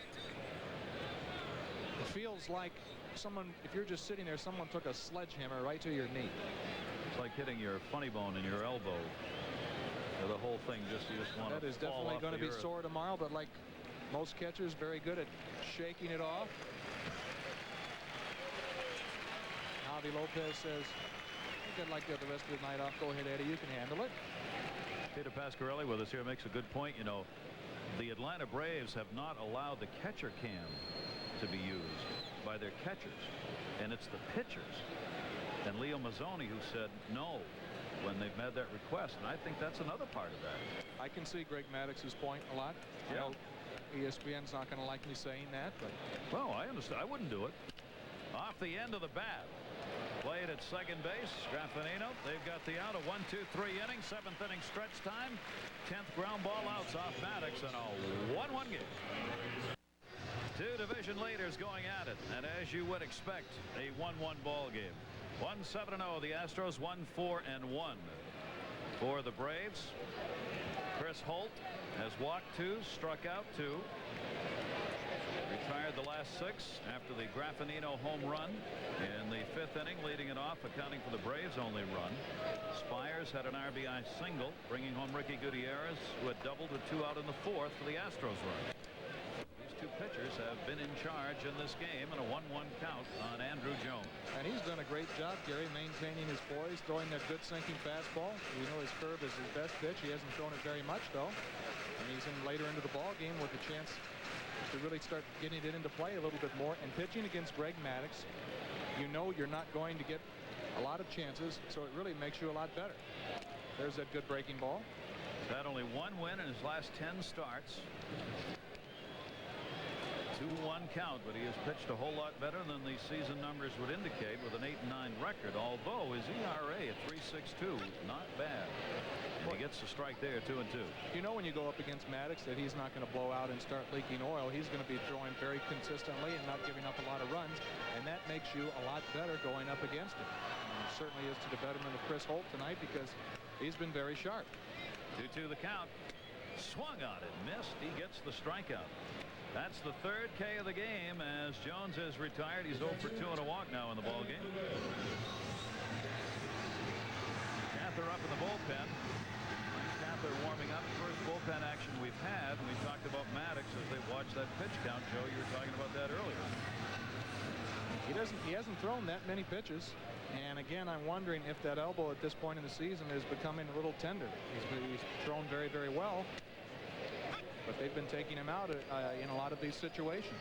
94 pitches thrown so far. He's due up 4th in this inning. So we'll see. 0-1 pitch. Misses inside. 1 ball, 1 strike.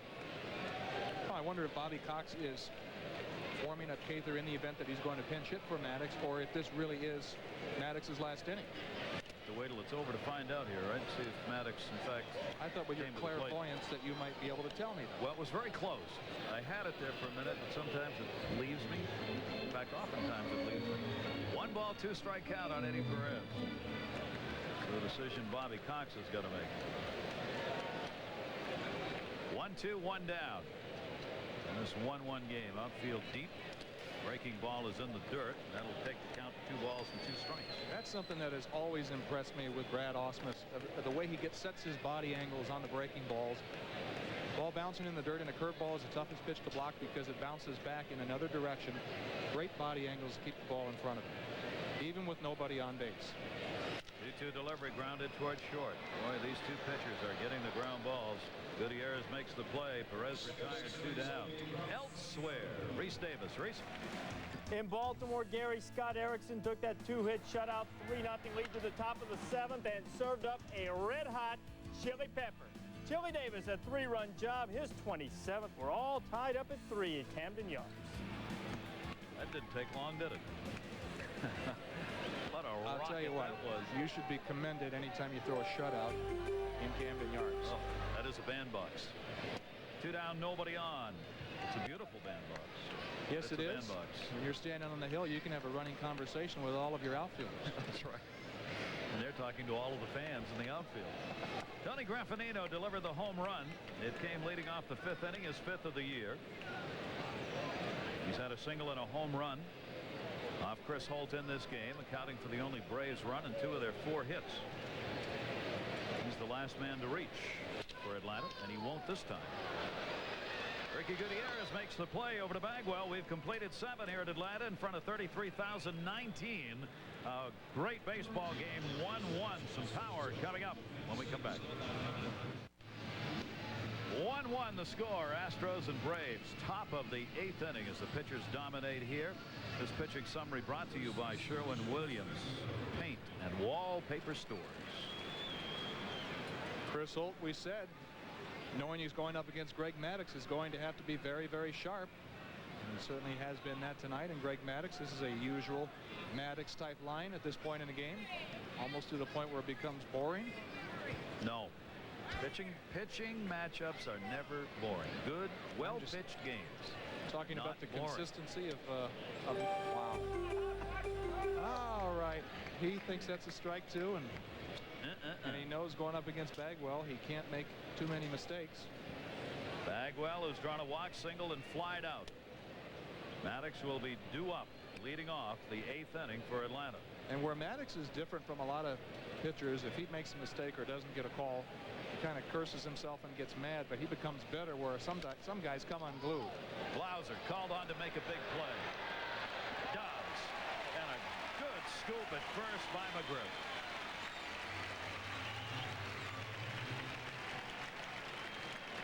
Leading off the inning in this point of the game, it certainly is great for the Braves to get Jeff Bagwell out of the way. And again, a pitch in the middle of the plate where Bagwell's eyes get big and just takes a wild hack at it. And Blauser, what makes this play is he's able to get his plant foot down. Freddie McGriff with a nice play on that end as well. And he knows that's twice in the last 2 at-bats that he's had a ball in the middle of the plate where he can hammer, and he's rolled over on. A little help from the D here. 1 down. Gonzalez up. He's 0 for 3. Has flied out twice and grounded out. 1 hit, 8 at-bats in the series. 1 walk, 2 strikeouts for Greg Maddux in this 1-1 game. Gets him to chase down low, quickly 0-2.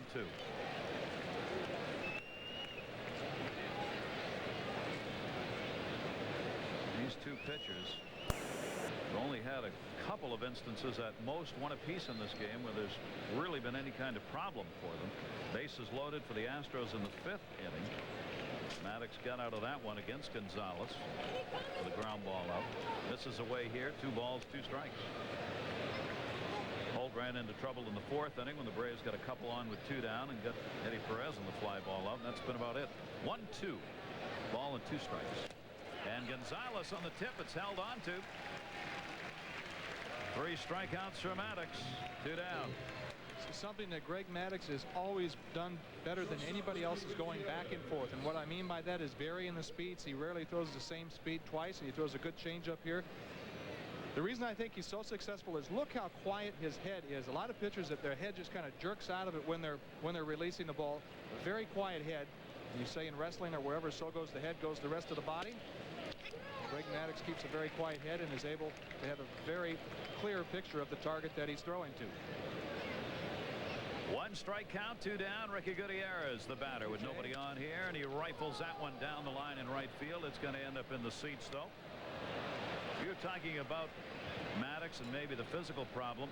Our crack research people here, the numbers as a Brave: 152 out of a possible 154 starts he has made with the Atlanta Braves, missing 2 games, 1 in '95 and 1 this past April with a bad hamstring.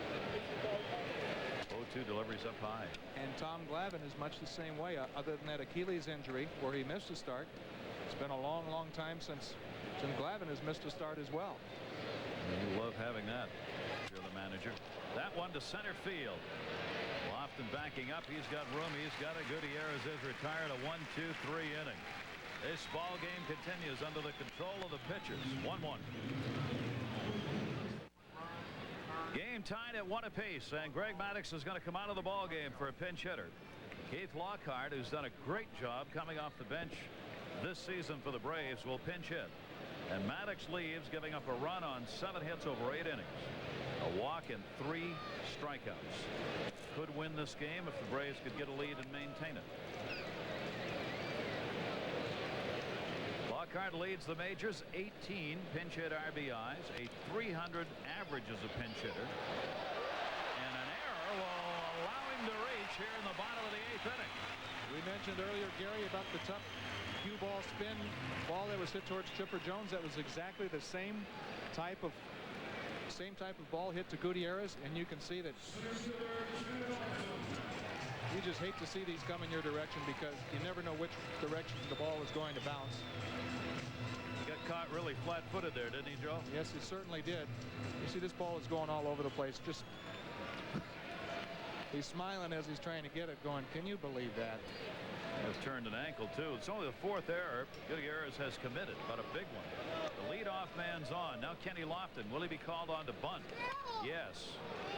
That's something you always see, Gary, is when a guy is in a bunt situation, gets a little greedy sometimes and tries to base hit bunt, and before you know it, there's 2 strikes as opposed to laying it down and not trying to be so fine and direct it down the lines. Lofton has 2 sacrifice bunts this season. Braves are second in the majors with 73 sacks. Not surprising for a team that plays as many one-run games as they do. And the way that Lofton can run, I think he would be better served by dragging it to first base towards Bagwell, getting it by the pitcher, making Bagwell come off first, and basically a race to the bag. And in that situation, you certainly would like Kenny Lofton's chances. What Lofton does here with a 1-strike count. Holt the delivery, squares again, and again fouls it off. 0-2. That's not getting it done. He's just not squaring early enough. Almost like he's trying to base hit bunt and lay it down real quickly. If you're going to sacrifice, the word sacrifice means sacrifice. Give yourself up, get the ball down. Caught the catcher too, Brad Osmus. This looks more like base hit type bunting here. He has 10 bunt base hits. 16 infield hits total. This is the kind of thing that'll drive Bobby Cox crazy. Got a 1-1 game, 8th inning. You're trying to score 1 run here, and he didn't get the bunt down.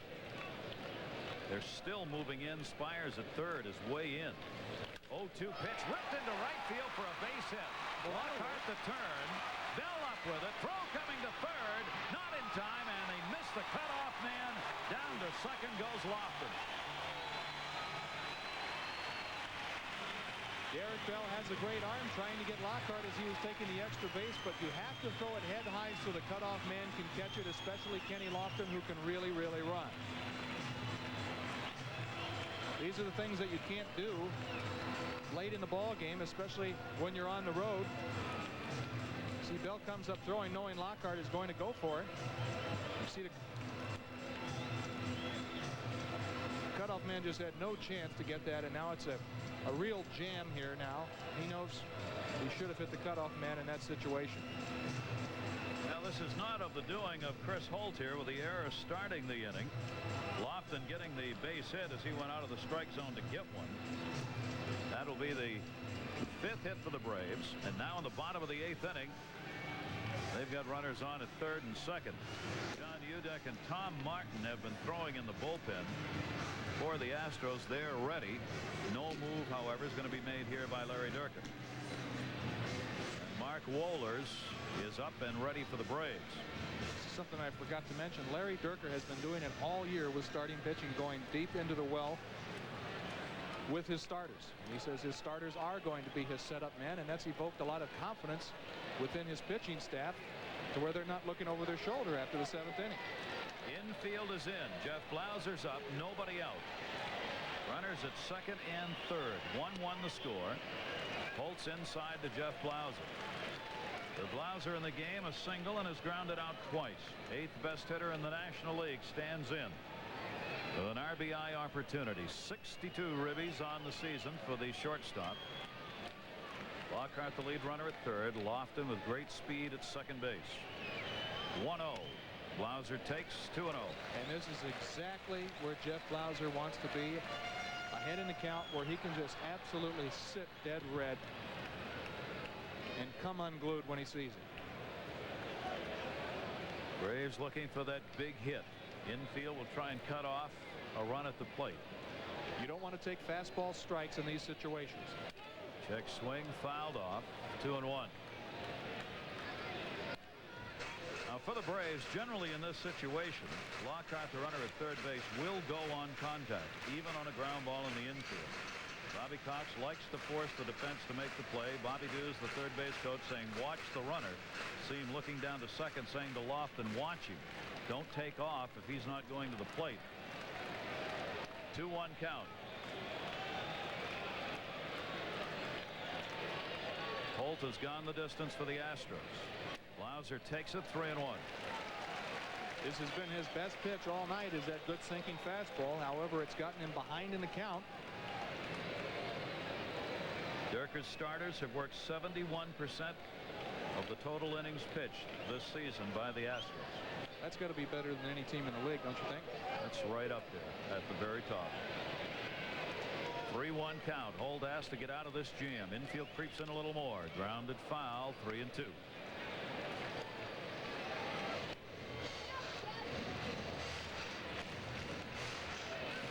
There's a guy who has been a large part of the Braves offense to date, leading the team with RBIs.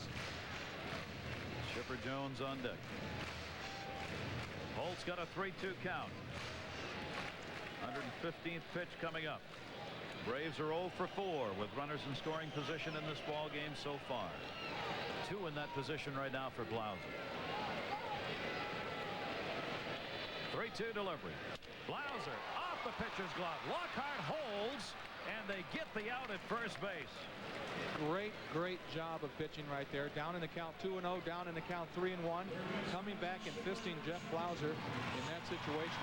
Talking about a guy, it's his first year in the big league, folks, and he is not running away from this situation to this point. And Larry Dierker has a lot to do with it, with the confidence that he's instilled, and it looks like he's going to make a double switch here. His sinking fastball's been his best pitch all night. Comes in and gets trademarks Jeff Blauser. Great execution right there. Well, Blauser almost just couldn't get it by Holt. Holt's going to come out of here, but what a performance in this start tonight. 7 1/3 innings. He gave up only 5 hits and 1 run so far. He's responsible for the 2 base runners on. Walked 2, struck out 3, worked his way out of jams. But Larry Dierker is going to make the move here. Looks like Tom Martin will be coming out of the pen. Holt will be leaving. Chipper Jones will be coming up. Major League Baseball, the Indians take on the Pirates at 1 o'clock Eastern time, 10 a.m. Pacific. David Justice with Cleveland. Al Martin with the Pittsburgh Pirates having their great season. Then at 4 o'clock, the Baltimore Orioles, the best record in Major League Baseball. Brady Anderson and company against the Marlins, looking to go to postseason. Gary Sheffield. That's coming your way Labor Day, the doubleheader, 1 o'clock and 4 o'clock. So Holt is out of the ball game as Larry Dierker, his skipper, came out after he got 1 out here. Larry's signals to the bullpen this year have been somewhat less than indicative of who he wants. Well, he's a laid-back guy, and it looks like he kind of makes a signal like he's look at the bullpen. What do you want? You want a right? You want a left? Who do you want? What kind of a wave is that? And I guarantee he points at one guy who's not in the game and gets his heart going. Then he points to the other guy. He's probably just now coming down from it out there in the bullpen. It looks like that signal was given out to the bullpen like he was from a hammock somewhere. He's a real laid-back guy. That doesn't mean right, left, or anything, does it? So he goes with Martin because Chipper Jones, they feel, is a better left-handed hitter than right-handed hitter, which is why he brings in the left-hander to turn Chipper around and face him right-handed. This is a situation the Braves have been in all year. They have, this last month, they have not taken advantage of scoring opportunities. Let's see what happens here. Martin has not had good luck coming out of the bullpen, retiring the first hitter or leaving runners. Infield in. Chipper Jones fouls that one back. Chipper has flied out and grounded out twice, once into a double play. And again, being over aggressive, swinging at that cutter on the inner half of the plate, and breaks his bat. Tom Martin, the left-hander, 15 of the 26 runners he's inherited have scored. 15 of 26 have scored off him. For first batters, he's retired only 24 of 43. That is a very bad number for a reliever. And he faces a tough hitter right here. The reason Martin's in, Chipper Jones, they want him try and knock one into the ground here, either get a play at the plate or hold him. Trying for his 100th RBI is Chipper Jones. And the fastball misses up high. 1 ball, 1 strike. 99 runs batted in. 336 with runners in scoring position. He has not had a home run against a right-hander. All have come off southpaws, and he's hitting here with 2 in scoring position, and a foul ball out of play.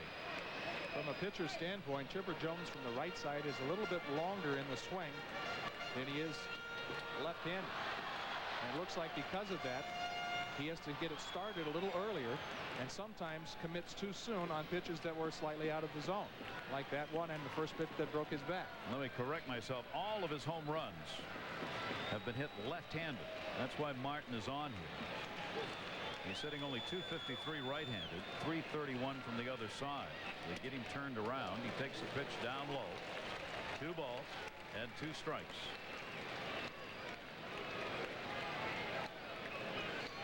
Fred McGriff, the cleanup batters, waiting on deck.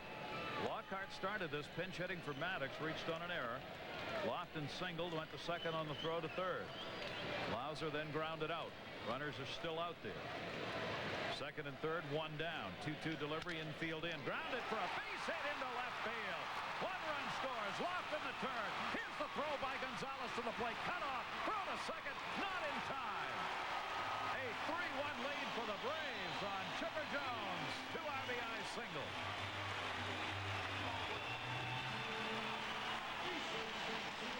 He said the Braves haven't been taking advantage of their scoring opportunities when they've been presented to them in this month of August. However, Chipper Jones does a great job after swinging at some pitches out of the zone, staying right on this one, and off. A breaking ball was kind of doing him a favor, I think, because that swing is a little bit longer from the right side, although the pitch is down, and it gave him a chance to get extended. And with 2 runs coming in, gives Greg Maddox a chance to get his 18th victory. And Holt could take the loss. He is charged with both of those runs, as Tom Martin, the left-hander, could not get Chipper Jones out of there. And a 3-1 lead. Chipper Jones now with 101 runs batted in on the season. He's on at second base. Fred McGriff up. Braves with their 6th hit. They've got 2 runs in here in the 8th inning. Still only 1 away. And McGriff takes it outside for a ball. McGriff's gone 0 for 3. Big clutch hitting. Maddox with a chance to pick up his 18th win of the year now. And Lockhart, who pinch hit for him, started this thing out. 1-0. Fastballs there by Martin. That harmless little cue ball to Gutierrez to lead off the inning looks very, very big right now.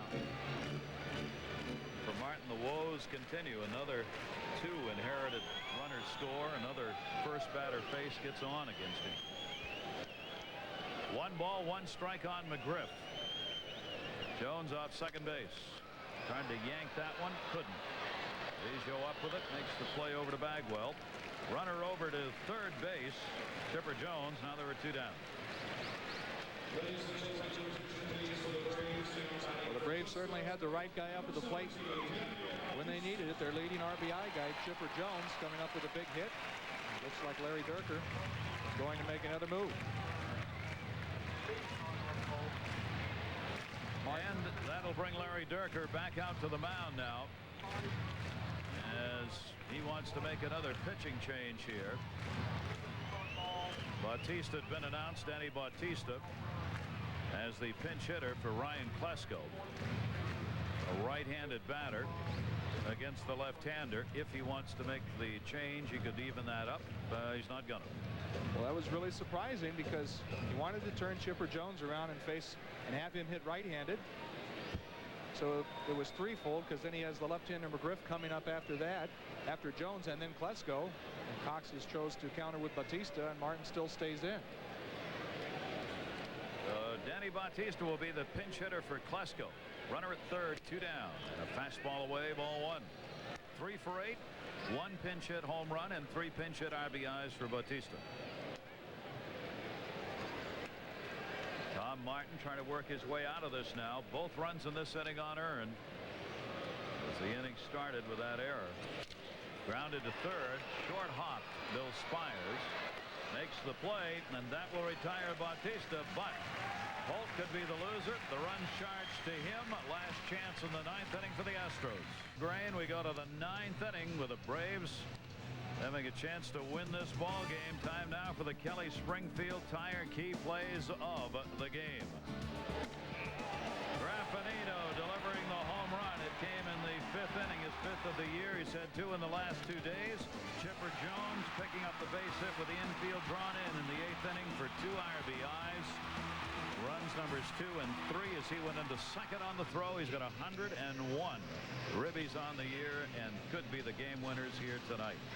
And the man who looked for the save, Mark Wohlers, on for Maddox. Mark Wohlers has walked a lot more people than in years past. He's been struggling with his control, and he has been having some hamstring difficulties. And oftentimes we said how important the foundation and the legs are to a pitcher. That may be a contributing factor to some of that wildness. He's got a chance to wrap it up here, and Greg Maddux a chance to pick up his 18th win. Danny Bautista stays in the ball game for Klesko and will play in left field. And the Houston Astros, we're going to have to wait here for a minute. Bill Spires, he's got an eye problem there. Spires, Osmus, Chuck Carr due up.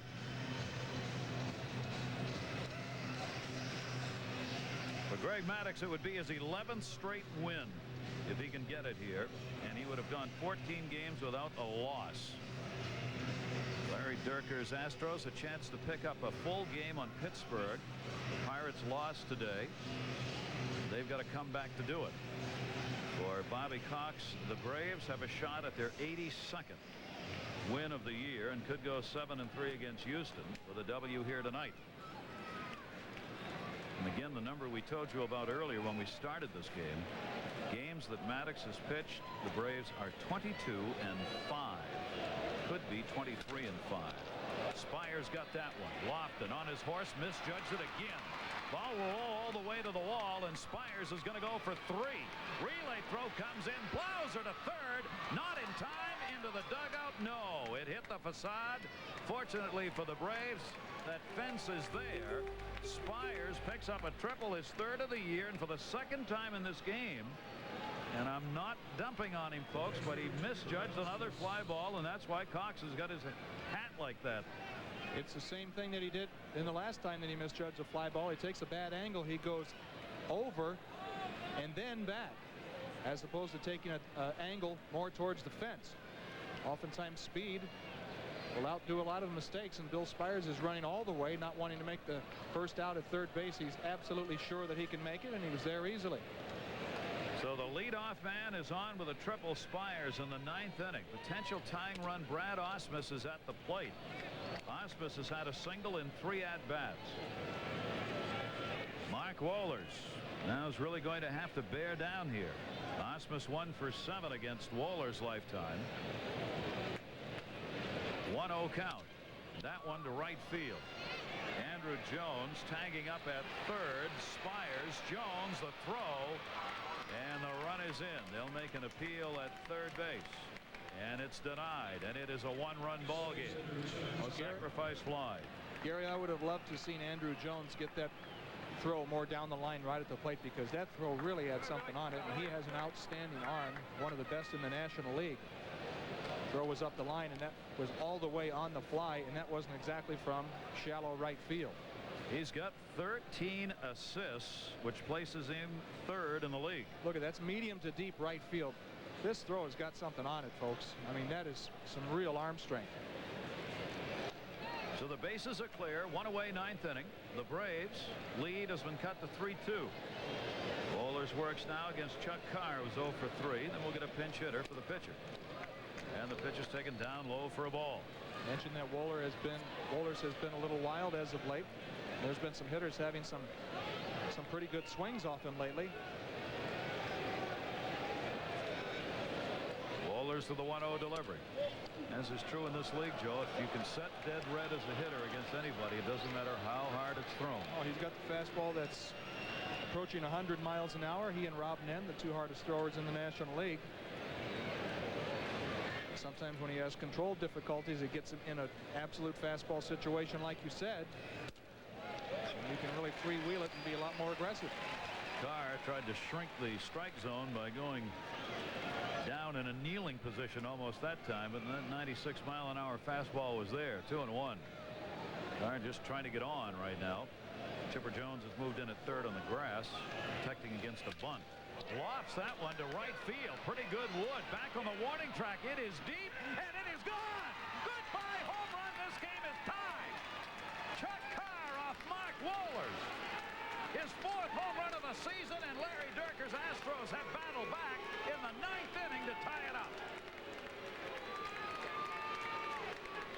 Hitters around the league have been having some good swings as of late off of Mark Wohlers, and because he gets behind in the count because his control has not been what it should, and you can really sit dead red, and Chuck Carr is not a home run threat, but just unleashes on this one.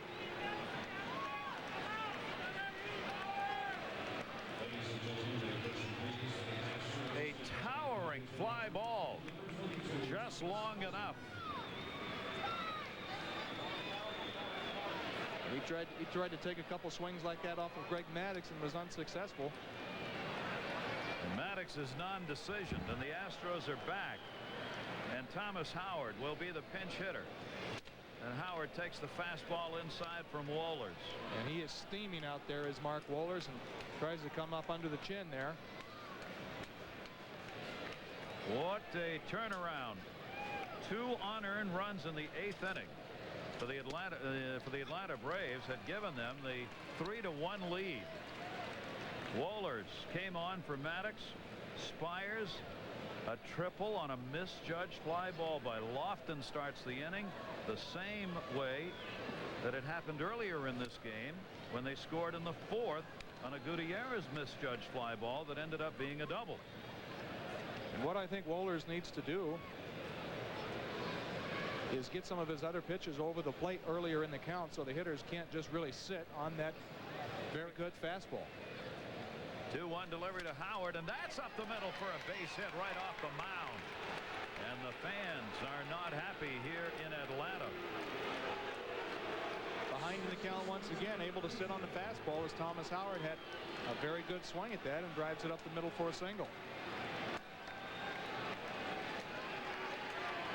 The pitch before that, Wohlers threw like a split finger type fastball. And when you throw 96, 97 miles an hour, you really don't expect hitters to be able to get on top of pitches up in the strike zone like that and hit the ball on the ground. And that just goes to show you that they're really geared up for that fastball. And if you're behind in the count and can't get other pitches over, regardless of how hard you throw, it can be very difficult. So Wohlers has faced 4 hitters, has given up a home run, a single, a triple, and a sac fly.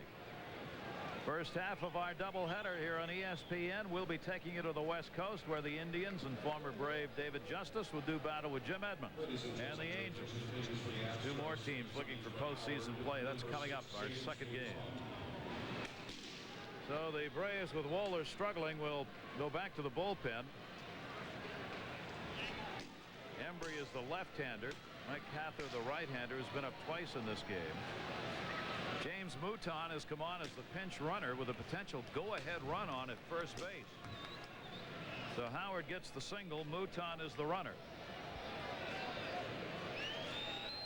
And the top of the order, Craig Biggio. And that one gets away, and Mouton will go to second base. The the words to the song by the Zombies. She's come undone. That's what's happening right here to Wohlers in the 9th inning. It'll be a pass ball. Just overpowers Eddie Perez. He just tried to go up and glove it. Catches him on the heel of the glove. And danger right here for Wohlers. Biggio, who has picked up a single in 4 at-bats. A .311 hitter, 74 RBIs, runner in scoring position with 1 down in the 9th. And he missed inside, and he's behind again, 2-0. Gives Biggio again a chance to really sit dead red. And if this fastball is in the strike zone, I think you're going to see Greg Biggio have a great hack at it. You can see he's already gearing up. He's thrown only 14 pitches in relief, and all of this has happened, and he's behind 3-0 on Craig Biggio. And this is what is difficult for Bobby Cox, because when a manager brings in his closer, that's when he stops managing, and it's that guy's turn to finish up the ball game. And he knows that Mark Wohlers is going to be his closer into the future, and obviously, so he has to be able to let him battle through this. 3-0 count, and he walked him on 4. 2-1 here in the 9th inning for Houston, and that's going to be it for Mark Wohlers. Derek Bell coming up, then Bagwell due up for Houston here in the 9th inning. They've gotten this ball game tied up.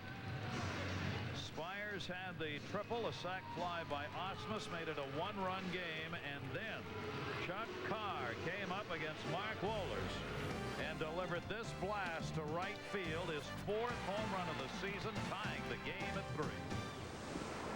3 hits, 2 runs so far, responsible for 2 base runners on, and he walked about it. Boy, it happens to everybody, and I think the reason fans are showing that their displeasure is it's always great theater when a closer comes in there, the game's on the line, and when he doesn't deliver, they tend to get upset. But Mark Wohlers has a great arm and has great stuff. I think the slump that he is in will certainly be short-lived. This is Mike Cather out of the bullpen. He's worked his way up through the minors. Derek Bell with 2 on, takes the pitch for a strike. Cather started at Double-A Greenville, went 5-2, moved up to Richmond, appeared there in 13 games out of the bullpen. He's a free agent who had been in the Rangers organization. They're trying to find help in the bullpen. Cather's getting a chance. Breaking ball is fouled back, and a 2-strike count on Bell. Well, he throws a real heavy sinker. Kind of a Kent Tekulve, Dan Quisenberry type delivery. Brought up what John Schuerholz thought was their weakness was middle relief to bolster their bullpen. He's been pitching very, very well as of late. He's got his work cut out for him here with 2 on. Mouton on at second base. Biggio at first. 0-2 delivery. Bell takes that one away. Drop down, sidearm. 1-2 count. Derek Bell is their hottest hitter. Not wanting to offer it this sinker outside. You can see that's about 3 or 4 inches outside. Tough pitch to take with 2 strikes, but great discipline there. 1-2 delivery ripped in the air to right field. Andrew Jones got a backup on this one. Mouton played it halfway. He'll have to go back, and came off the bag. Close play. He'd gone a little more than halfway on that fly ball. Bell hit it hard. 2 down. We talked about the throwing arm of Andrew Jones, and he's got a gun, and he knows that Mouton is not exactly hurrying back into second base, and that is close. That should not even be a close play in that situation. Well, another big matchup. Here's Bagwell. A single and a walk in 4 plate appearances. 2 down. 3-3, 9th inning. Ground ball towards the hole. Blauser's got to force it second. And they get it there just in time to get the out. But Houston, 2 runs. 9th inning has tied this ball game up at 3-3. Not get his 18th victory. They're in a situation they really took advantage of that hitting rally that they had with a great single by Chipper Jones, and thinking that you're going to your closer, that it's lights out and Maddox is going to get its 18th victory. But Mark Wohlers has been struggling. Real concern for the Atlanta Braves. I mean, their bullpen right now is struggling mightily. They've made a lot of changes trying to find somebody to take up the role of set up people in the pen. That hasn't happened, as you said. Wohlers, the closer, now struggling. It's very disconcerting for Bobby Cox right now. And each time that John Sherholtz tries to get a reliever, find a reliever somewhere, Houston and a lot of the other front division clubs block it on the waiver wire. Russ Springer is the third Houston pitcher. Russ is a former teammate of mine with the California Angels, has a great fastball and a developing curveball, throws very hard in the mid-90s. Bottom of the ninth inning. And the Atlanta Braves get one more run. Andrew Jones will lead it off. Jones will be followed by Perez scheduled up, and then Graffinino. Lopez has already come out in the on-deck circle to pinch hit for Perez. And the breaking ball by Springer misses, and Andrew Jones is ahead on the count, 2-0. Jones has walked once, 0 for 2. Flied out and struck out. Tom Martin, 2/3 of an inning worked, gave up 1 hit, the second pitcher. Holt, the starter, 7 1/3, 3 runs, only 1 earned on 5 hits. And now it's up to the bullpen. 3-0 count here, and Andrew Jones grooves that one, 3-1. Atlanta Braves saw a 6-run lead disappear in last night's game against Houston. Came back to win it in the 11th on a Javi Lopez home run. Timeout taken at the plate? No. He just backed out. No timeout was ever given, and it's ball 4. He's just about stepped out of the batter's box. Andrew Jones did on that. Springer didn't like that at all. And Brad Ausmus is jawing with Charlie Williams. He's not turning around, trying to show him up. See, he did not ask for time. He just walked out. Normally, a lot of umpires in that situation will call time. However, he just did not ask for time and walked out. So he throws a strike there in that situation. That works out great for Houston. A quick switch made here in a bunt situation. Rafael Belliard is going to come on as the pinch hitter rather than Javi Lopez. With a leadoff walk, they want to get that runner down to second base. Belliard has got a couple of sacrifices and is probably a better bunter, than Javi Lopez, who has only 1 sacrifice. You're right, Gary. Lopez hits there if there's nobody on and 1 out with long ball potential. And Rafael Belliard being the good bunter. In at third, charging. He tried to put it down to first to Bagwell. Bill Spires was almost in the batter's box with him when he got that bat turned around from third base. Spires wants to try and get a play at second. And again, if those infielders charge too aggressively, you'll see Belliard shorten up and take a hack at it and try to hit it past him. 1 strike count. Nobody out, bottom of the ninth. Squares again, and a pop-up behind home plate. Brad Ausmus. 1 away. That is the toughest pitch to bunt, is a high fastball, and Springer throws hard in the mid-90s. Throws that high riding fastball, and that's the toughest pitch to get up on top of and put down. You see that ball is out of the strike zone. That's the one thing that you do if you're sacrificing, is you make sure you get a strike. And that was a tough pitch to try to get on the ground. Springer's got 61 strikeouts in 45 1/3 innings, so he can get some big Ks on you. So the Braves do not execute. Still at first base, Andrew Jones. Now Graffinino.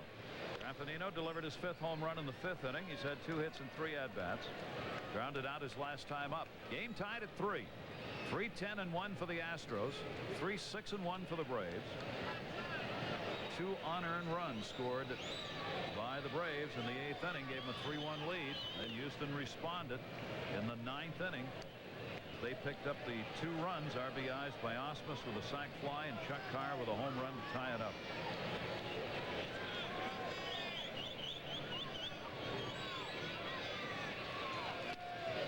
Fastball.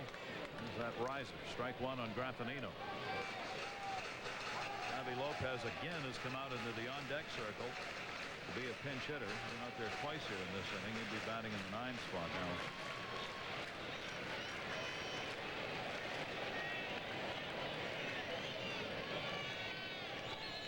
Jones at first base. Springer's pitch is up high. 1 ball, 1 strike. Two different pitchers. Holt, who has a great sinker, who's better off down in the strike zone, but with Springer with that good high riding fastball is better off when he's ahead in the count, expanding the strike zone up, because that's where his fastball is its liveliest. It's when it's up in the zone, as opposed to Holt with a good sinker, it's down. 9 games these teams have played, every one of them decided by no more than 2 runs. Here we are again, bottom of the 9th, tie game. He's making sure on there, and Andrew Jones has got 11 stolen bases, but he has been caught 10 times. 1 ball, 1 strike, and not a big lead at first. Bagwell holding. 1-2 on Graffinino. Atlanta continuing in first place in the National League East. 4-game lead over the Florida Marlins. Pittsburgh lost a ball game this afternoon. Houston's got a chance to be either 3 or 4 games ahead of Pittsburgh, depending on the outcome of this ball game. Tony Graffinino with a 1-ball, 2-strike count. Springer, and again the fastball fouled off, no play.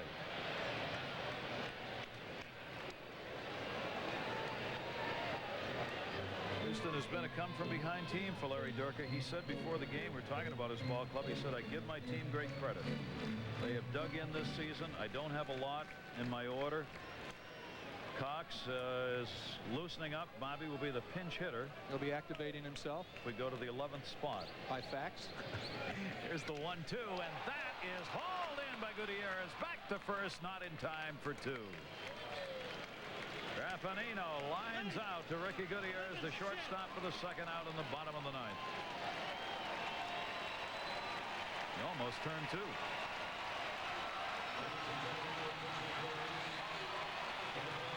Well, in the 11th inning last night, he came up and delivered a home run that won the ball game. Javi Lopez. What have you done for me lately?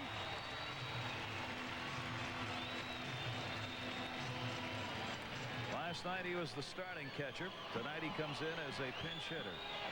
Lopez 2 for 9 as a pinch hitter against Russ Springer. 2 down, runner at first. Strike 1. And that's a great job throwing a breaking ball on the first pitch to Lopez, not giving him a chance to sit on that fastball.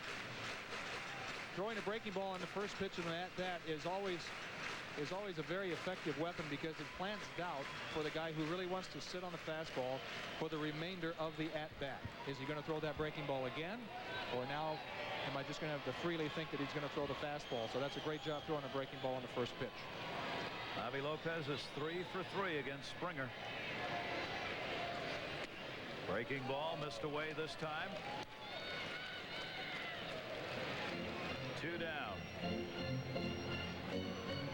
You would think in this situation maybe the Braves might try to get a little greedy because of the failed bunt attempt and still try to get Andrew Jones to second base by way of the steal. Russ Springer is kind of deliberate to the plate.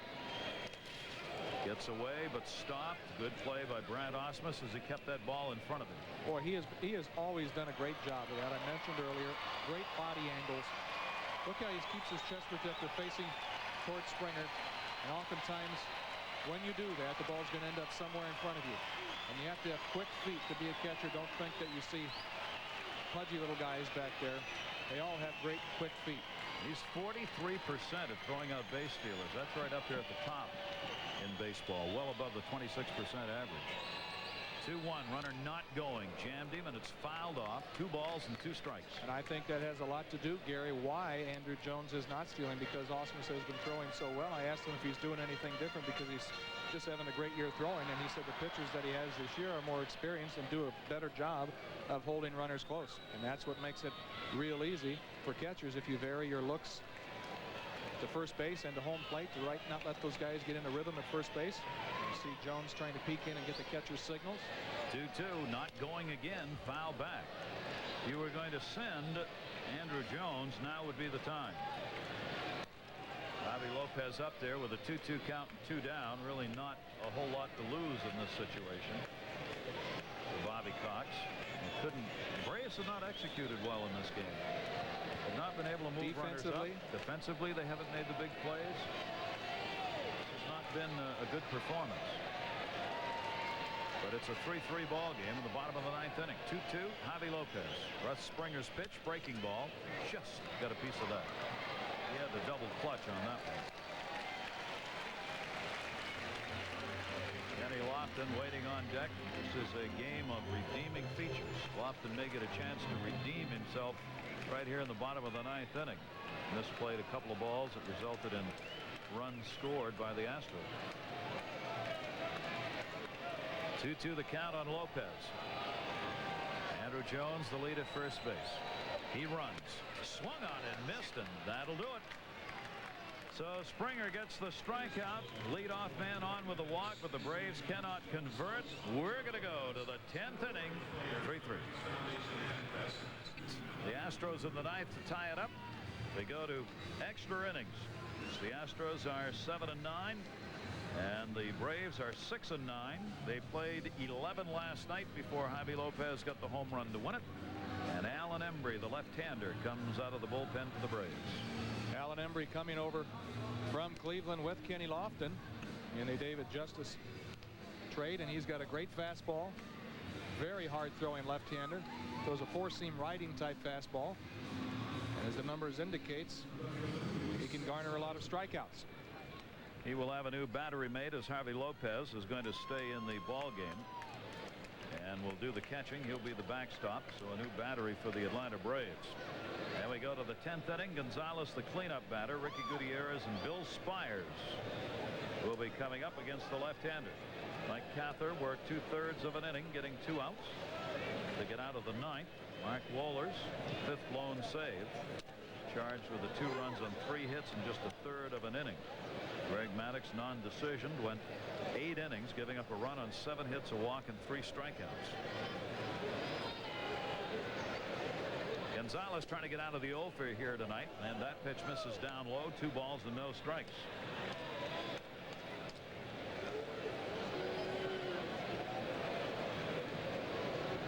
Left-hander against left-hander here. 2-0. Showed bunt, but he was taken. And a strike call, the high strike. 2-1 count on Gonzalez. That's something that Embry has been experimenting with. He throws hard, but his fastball is kind of straight. He's been cutting it a lot to left-handers, and he was able to get a strike with a cutter right there on Gonzalez. And the timeout taken at the plate.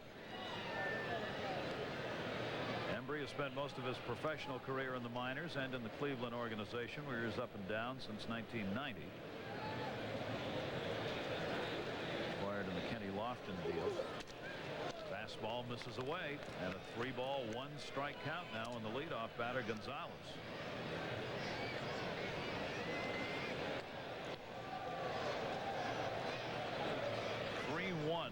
Gonzalez will look closely here.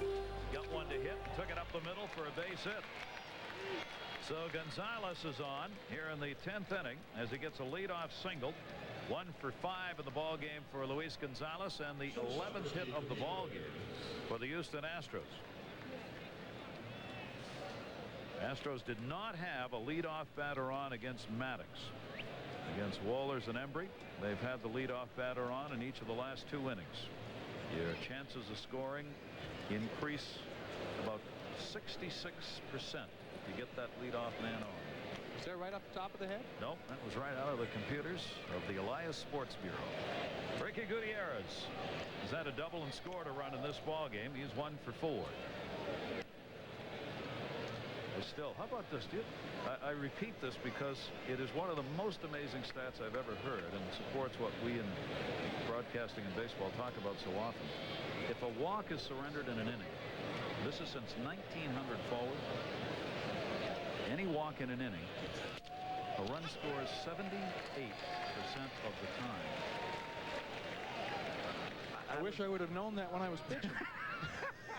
Well, now you tell me. You knew the adage. Now you tell me. Those base on balls. You heard that 1,000 times in your life. And it was true. That's the amazing thing. Thanks a lot.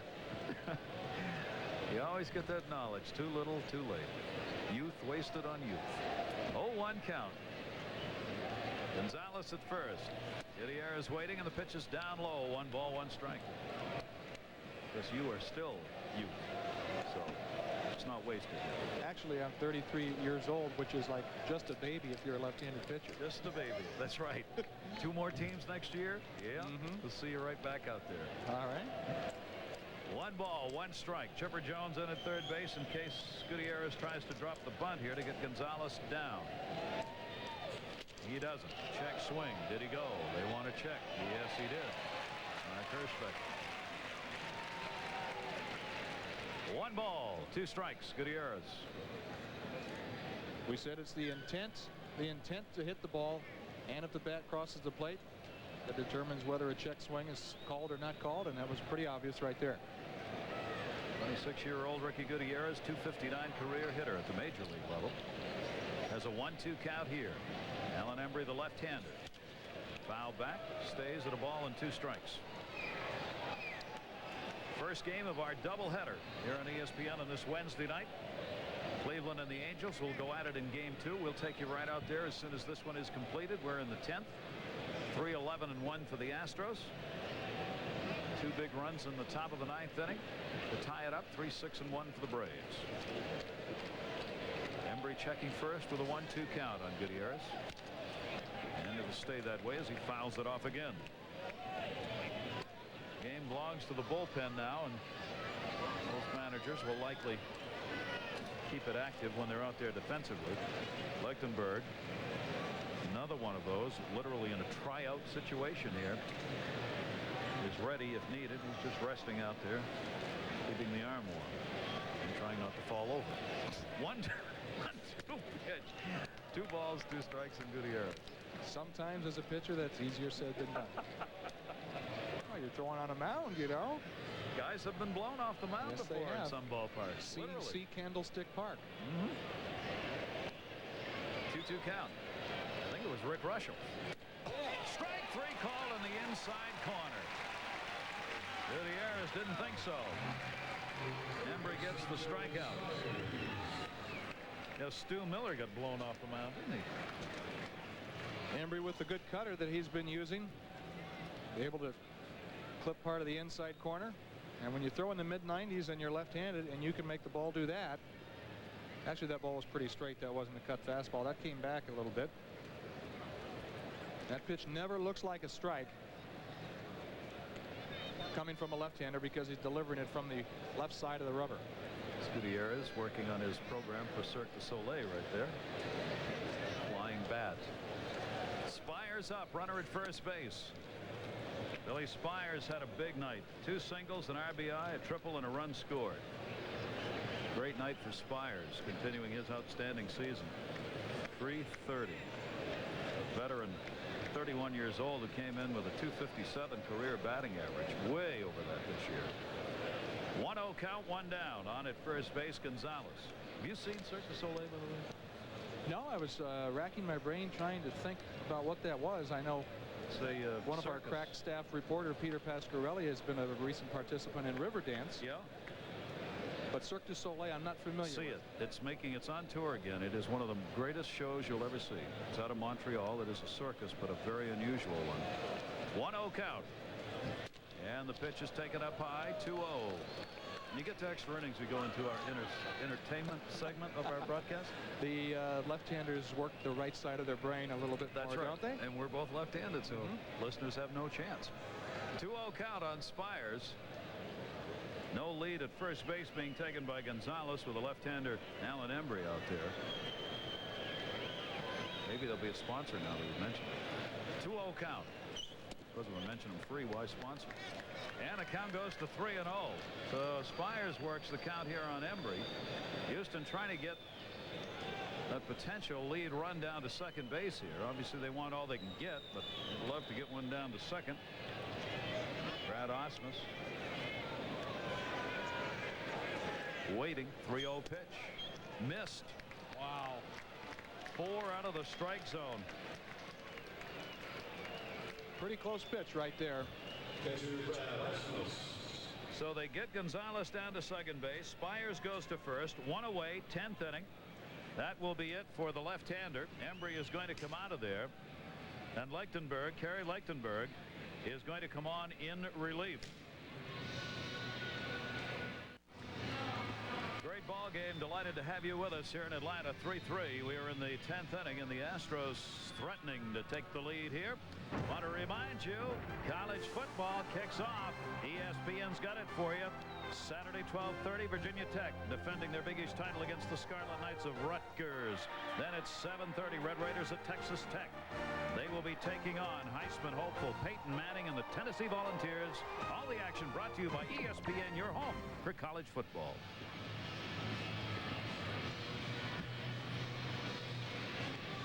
Two on, one down. Gonzalez on at second base.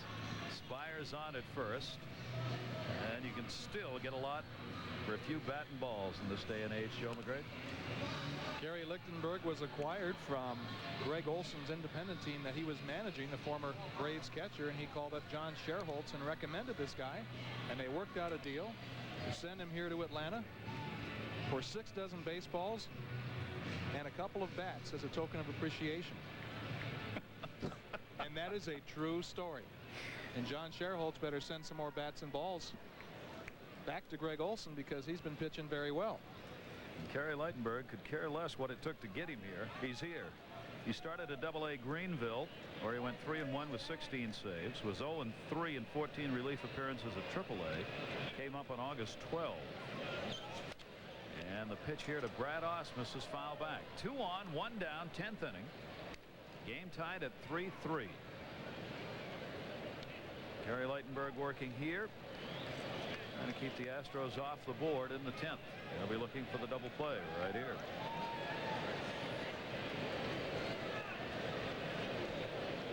They're a ball club that's been in first place since April 12, as the Atlanta Braves have been. The number of personnel changes they have made during the season has been astounding. And a lot of it's been in the pitching department, which is their great strength. But once you get by their top 4 starters, and they are on a 4-man rotation right now, they've got some problems. Because their starters have been so good, they've been a bridge right to Mark Wohlers, and a lot of the middle relief guys have had some difficulty, and that's one reason that Bobby Cox tries to get as much out of his starters as possible. 0-2 count on Ausmus. Lichtenberg's delivery just a little bit outside. Try to get Ausmus to reach a bit there. Ball and 2 strikes.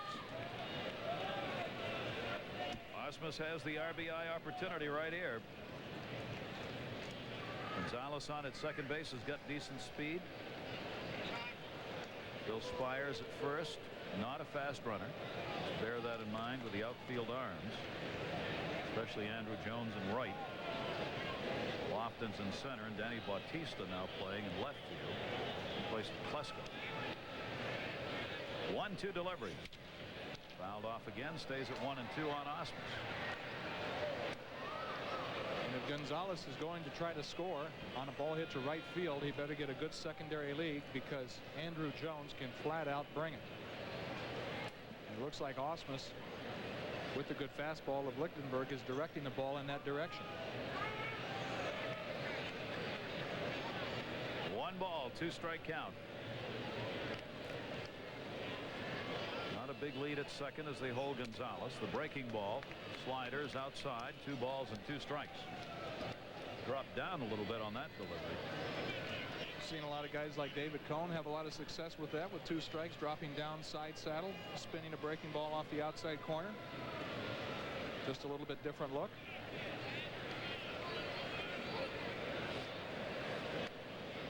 Brad Ausmus with a 2-2 count, 1 away.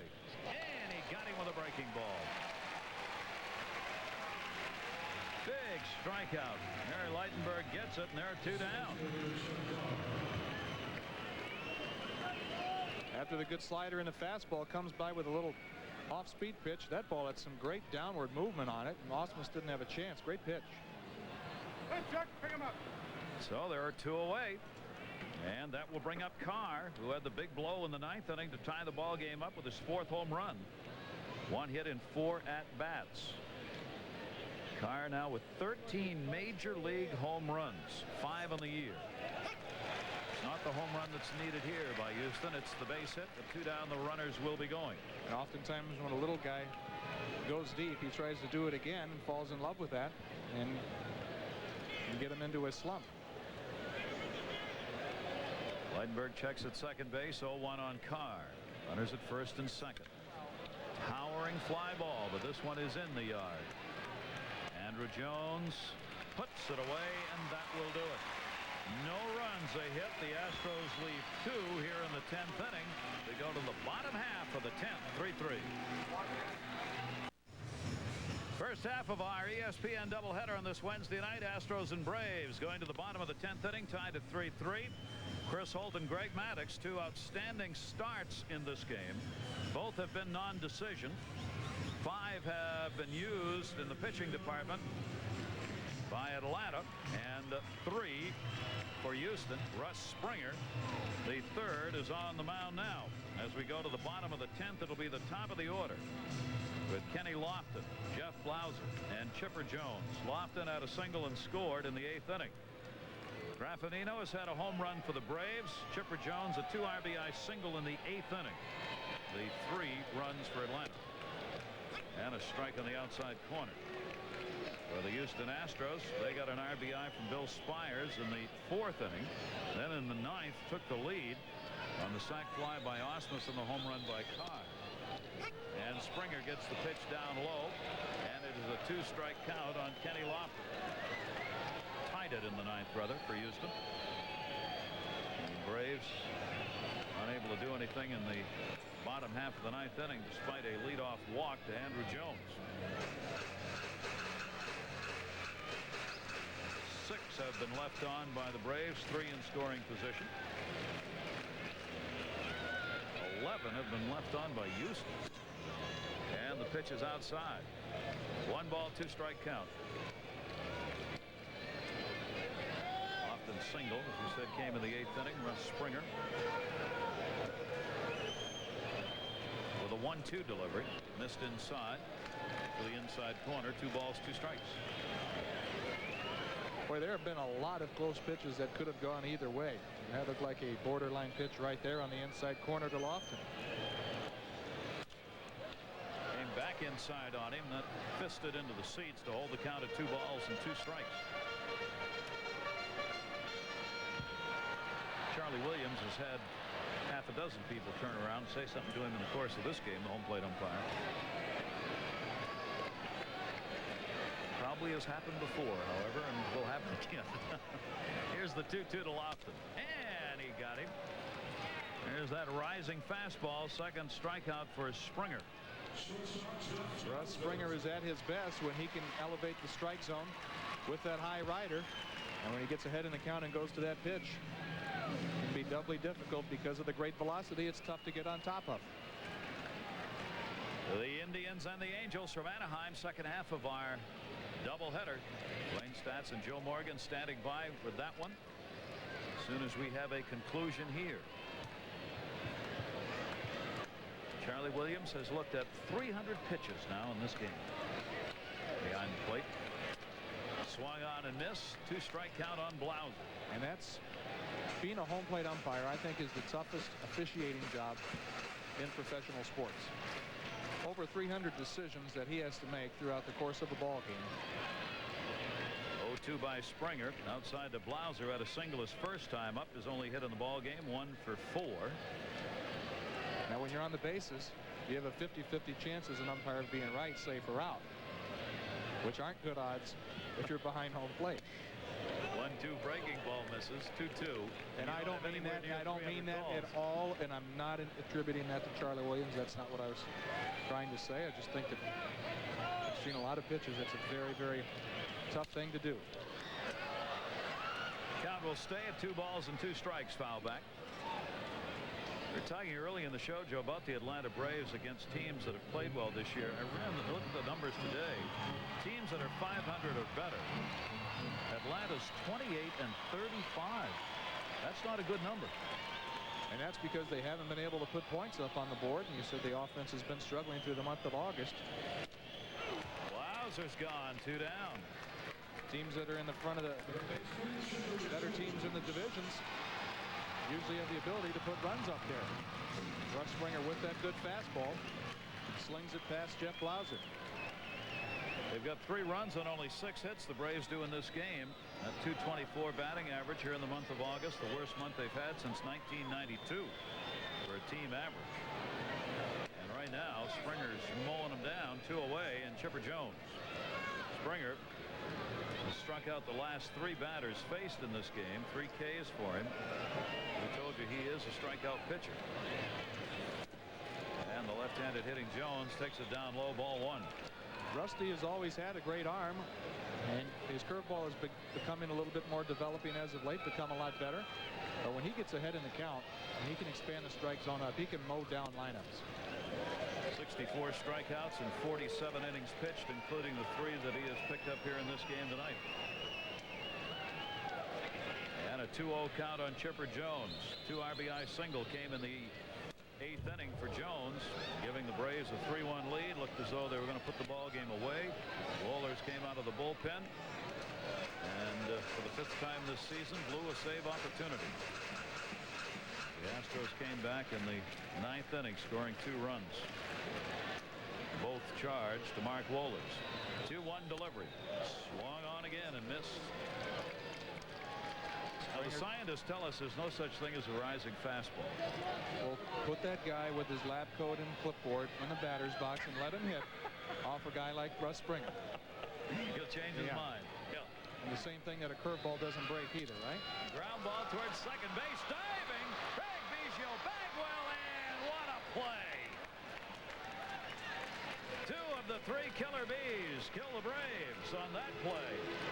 We go to the 11th inning. 3-3. Reese Davis back with you. The Angels trying to take advantage of an earlier Mariner loss, taking on the Indians, and Darren Erstad smokes a double to the right field corner. Tony Phillips will come in to score. 65 RBIs for Erstad will get you out to this game as soon as the Braves and Astros are done. And Reese Davis, we've got a 3-3 ball game here going to the 11th inning. There's the line score. Houston, a fine defensive play by Biggio and Bagwell to get out of that 10th inning on the Chipper Jones ground ball. Kerry Lightenberg on in relief, goes back to work here. Russ Johnson is now on. So the bullpen, we go a little deeper into it.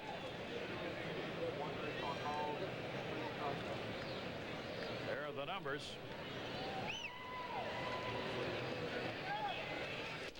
Swung on, missed on the breaking ball, 2-strike count. Look at this guy throw, Gary. This guy has got some good stuff. I find it hard to believe that only a dozen baseballs or 6 dozen baseballs and bats was all he was worth. Greg Olson may be a good manager, but his bargaining status may have to be questioned after this performance here. Yeah, Fouled off, no play. I think we could safely say that being an agent is not in his future.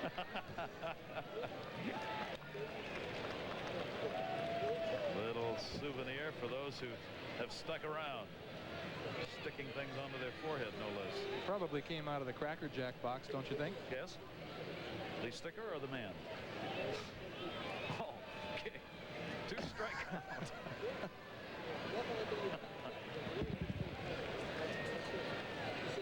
Lightenberg's delivery, and it missed up high. Johnson getting the opportunity here. Just the 10th game he's appeared in, only 37 at-bats. First time as a pinch hitter against Kerry Lightenberg. 1-2 count. And again, missed away. 2 balls and 2 strikes on Johnson.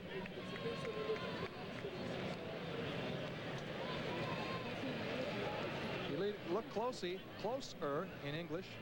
He's got a rubber band around his wrist. That may be to remind him to throw a slider more or something. That's something I haven't seen before. Hasn't been here long enough to get a wristband. Is that what you're saying?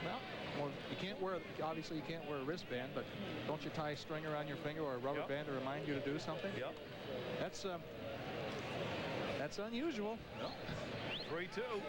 Whatever works. Silo shot infield. McGriff coming in. Nope. Gonna let the catcher, Javi Lopez, Put it away. Johnson retired. One down in the 11th inning.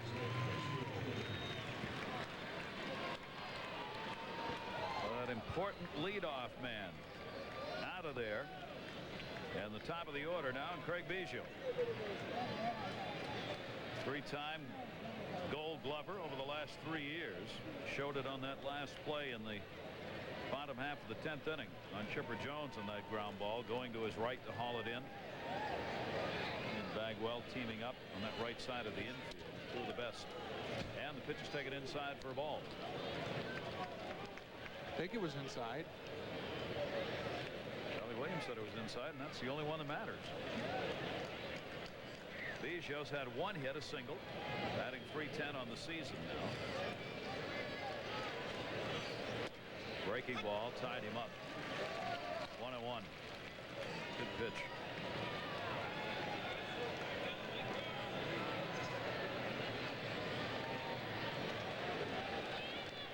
Leitenberg has worked out of the bullpen virtually all of his pro career here. Stays out of in that stretch all the time. Biggio waiting, the 1-1 for the league's 10th best hitter. Breaking ball again, a ball and 2 strikes. Boy, that is a very impressive slider that he has. You look at the swing. If that fooled Craig Biggio that badly, you know that that's got to be a quality pitch. Not even a good swing, and you don't see that very often. 1 ball, 2 strikes. 1 down, nobody on here in the 11th.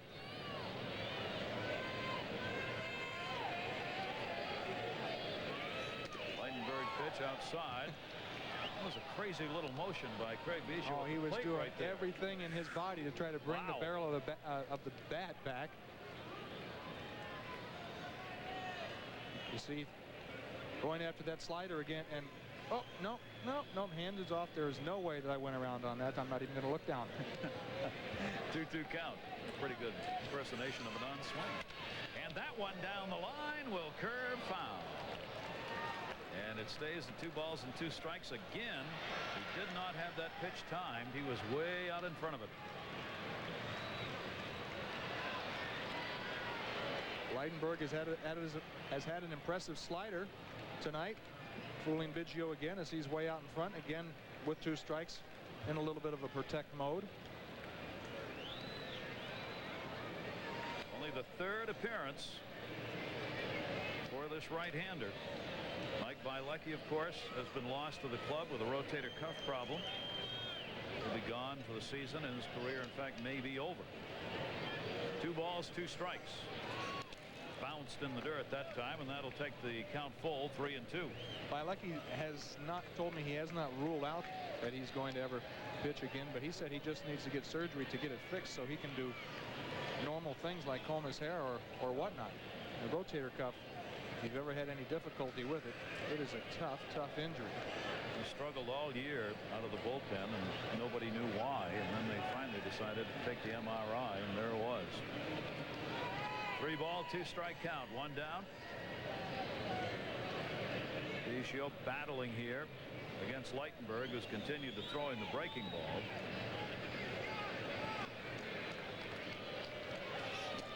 And he missed outside. So Biggio wins that battle and draws the free pass.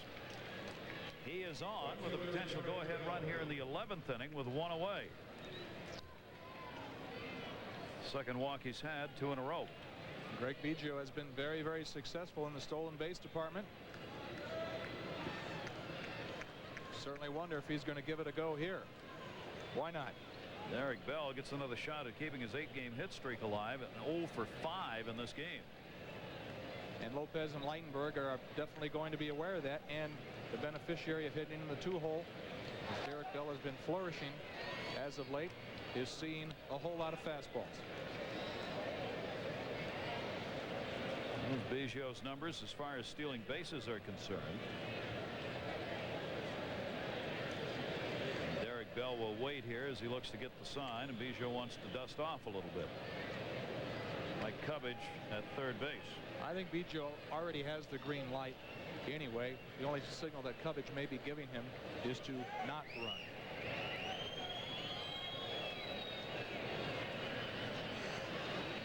Pretty good lead over there at first base. 1 down. not going. Bell not even close to the breaking ball down and away. Strike one.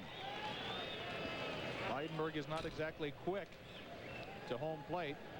Much for the betterment of Greg Biggio as he can get a bigger jump.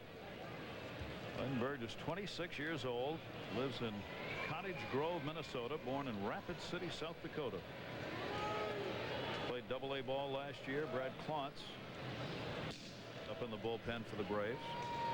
Kerry Leitenberg, the 26-year-old right-hander, working with Biggio on at first base. 0-1 count on Bell. Since Bell moved into that number 2 spot in the lineup, he's hit safely in 13 of the 14 games there with a .426 average.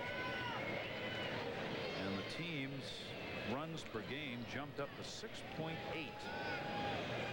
couple of runs more than they were averaging. Runner goes. Throw down. Biggio, good jump, and he's in with a stolen base. That'll be number 31 on the season in the stolen base department, and then the hit for a slide. And that was a big jump, and that was on the pitcher. This is an outstanding jump here. This is all on the pitcher here. Lopez makes a good exchange and makes a decent throw. And Biggio stole that one on the deliberate motion of Kerry Leitenberg.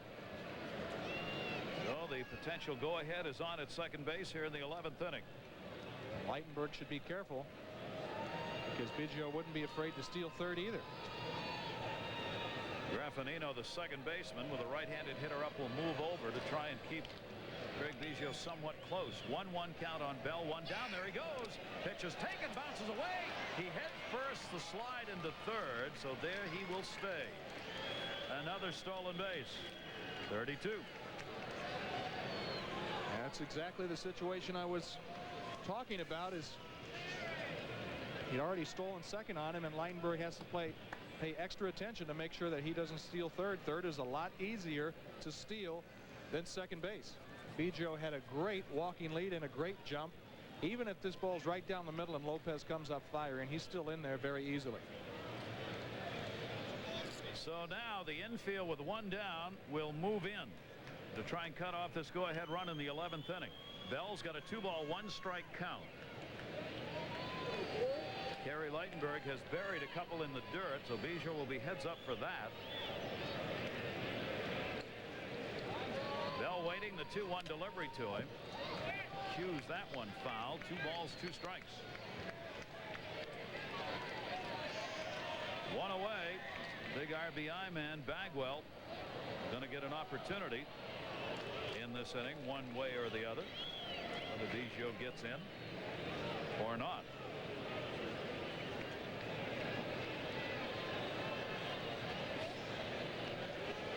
Leitenberg the check at third. 2-2 to Bell. And he lofts that one into right field over the drawn-in infield. A base hit. Biggio scores his 120th run of the season. And the Astros have a 4-3 lead. And Derek Bell out of the number 2 hole figures to get a lot of fastballs, nothing but breaking balls in that hitting sequence there. And he takes a breaking ball that is a good 6 inches off the outside corner. And look at that. I mean, that ball is almost a foot outside. How he's able to even get his bat on it is truly amazing, and gets it over a drawn-in infield. Well, you can see why he loves hitting in that number 2 spot, and asked Larry Durka to put him there. Now Bagwell up, a 4-3 lead, 12 hits in the game for the Astros. Runner at first and 1 down. Again, since moving into that number 2 spot for Derek Bell, he's got 18 RBIs in 15 games. Leitenberg with a throw to first base. And Craig Biggio leads the league in runs scored, 120. Larry Walker second behind him with 114. Biggio 346 runs scored over the last 3 seasons. It's the kind of job he does in that leadoff spot. Bagwell takes the fastball. 1 ball, 1 strike. And they'll look at Biggio. He looks like he's already played 3 games so far.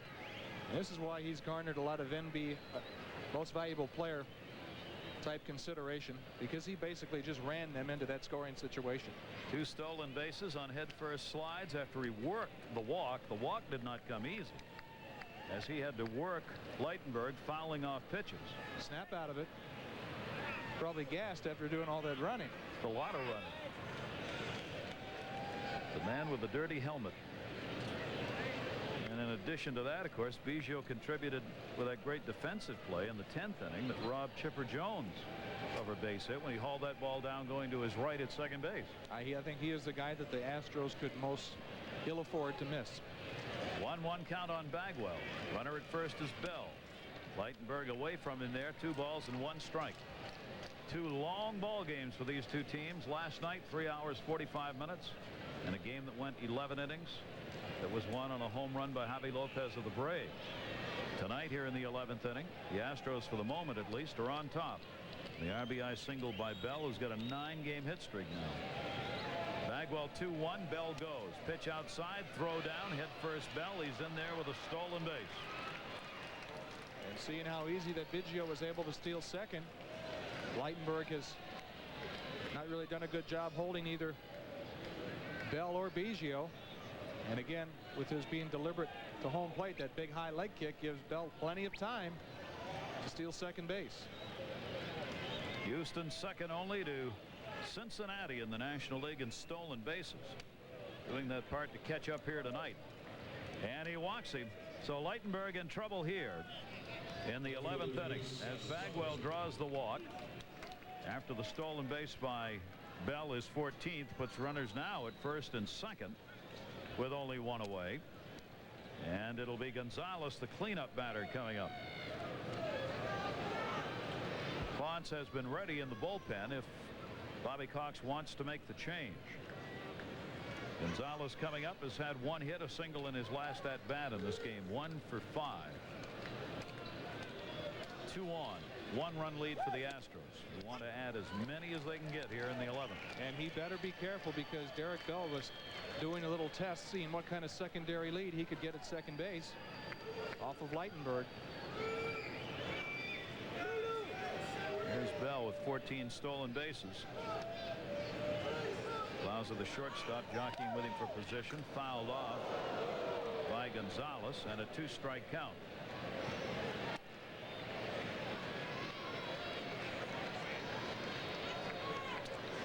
"26 pitches have been thrown this inning by Kerry Leitenberg in his 3rd appearance here with the Braves. 0-2 count. Bowser jockeying again at second. Reach to protect, fouls it off, stays at 2 strikes. Houston with a chance to gain a full game on Pittsburgh, losers of their ball game today. So Houston, if they can win this ball game, would be 4 games up on the Pittsburgh Pirates in the Central Division of the National League. Larry Dierker's team bidding for the wild card spot. Told you at the top, if the playoffs were to start tomorrow, these 2 teams, the Braves and the Astros, would be facing one another. 2 division winners would go against one another starting right here where the first 2 games are going to be played in the first round. The playoffs don't start today, and there will be another chance that McGriff, Bautista, and Jones due up in the bottom half of the 11th inning. Gonzalez 0-2 count, 1 down, runners off first and second. And again, just protecting the plate, golfs that one foul to keep it at 2 strikes. Gonzalez 58 walks, 54 strikeouts.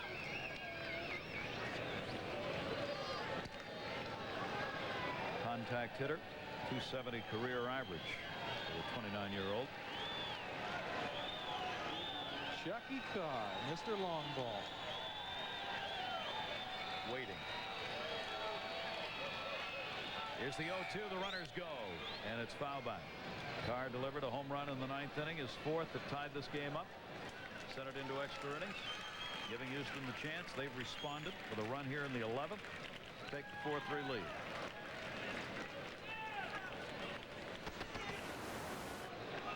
Taking a Wohlers fastball, looking dead red.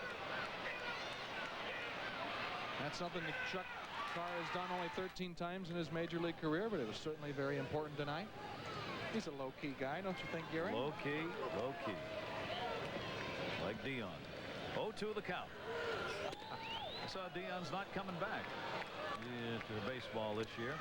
The agreement was that if the team, the Reds, were out of it, he would be able to go to football, and that's what he's done, and he's going to stay there. He's talking about his back and everything. With the injuries, he says in football, if you have a broken finger or whatever, you just put it in a cast or whatever. But in baseball, you can't play. Bell, the lead runner. Gonzalez, a 1-2 count. And Gonzalez has really battled in this at-bat. It's 2-2. He's looked at some really nasty pitches, and he's also spoiled a few. And he's not going to give away a lot of at-bats. He's going to be very, very tough and disciplined at the plate. Leitenberg with a 2-ball, 2-strike count. And Gonzalez will step out. Bell on at second base. RBI single. Bagwell at first. Going to walk.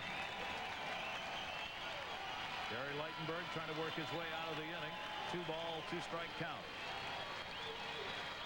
Runners not going. And a right field. It is deep, but it's playable. Jones, runners will tag. Andrew Jones will throw into second base. Bell will move over to third. Now there are 2 down, and we'll check in with Reese Davis. Reese. All right, Gary, we're headed out to the Indians-Angels as soon as the Braves and Astros are finished, and the Angels are trying to take advantage of that Seattle loss. That's Gary DiSarcina knocking in Dave Hollins, his 45th RBI, to make it 2-0, and then Ricky followed it up, smoking a double down the left field line. That sent DiSarcina homeward bound, and the Angels are on top 3-0. The Anaheim Angels, who started out horribly, have made a remarkable turnaround in their season. And talk about managers getting a good job done. How about Terry Collins for the Anaheim Angels? Braves will make another pitching change. We'll be back. Astros up by 1.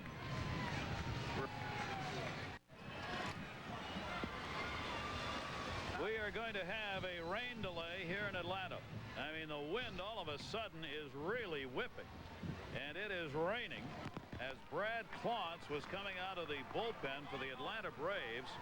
Charlie Williams having to call this sheets of rain being blown here, as you can see, on what had been an otherwise beautiful evening, and blowing right here into the booth, actually. Not that you care about that, but I do, as I step back for a moment to rethink the position. So they've got to finish this inning for it to be an official game. So we're going to wait. We've got our second half of our doubleheader, of course, going on in Anaheim, where Cleveland is facing the Angels. Dwayne Statz and Joe Morgan are standing by there. They're going to battle here to get the tarp out on this field. We, of course, will keep you updated on what's going on here in Atlanta.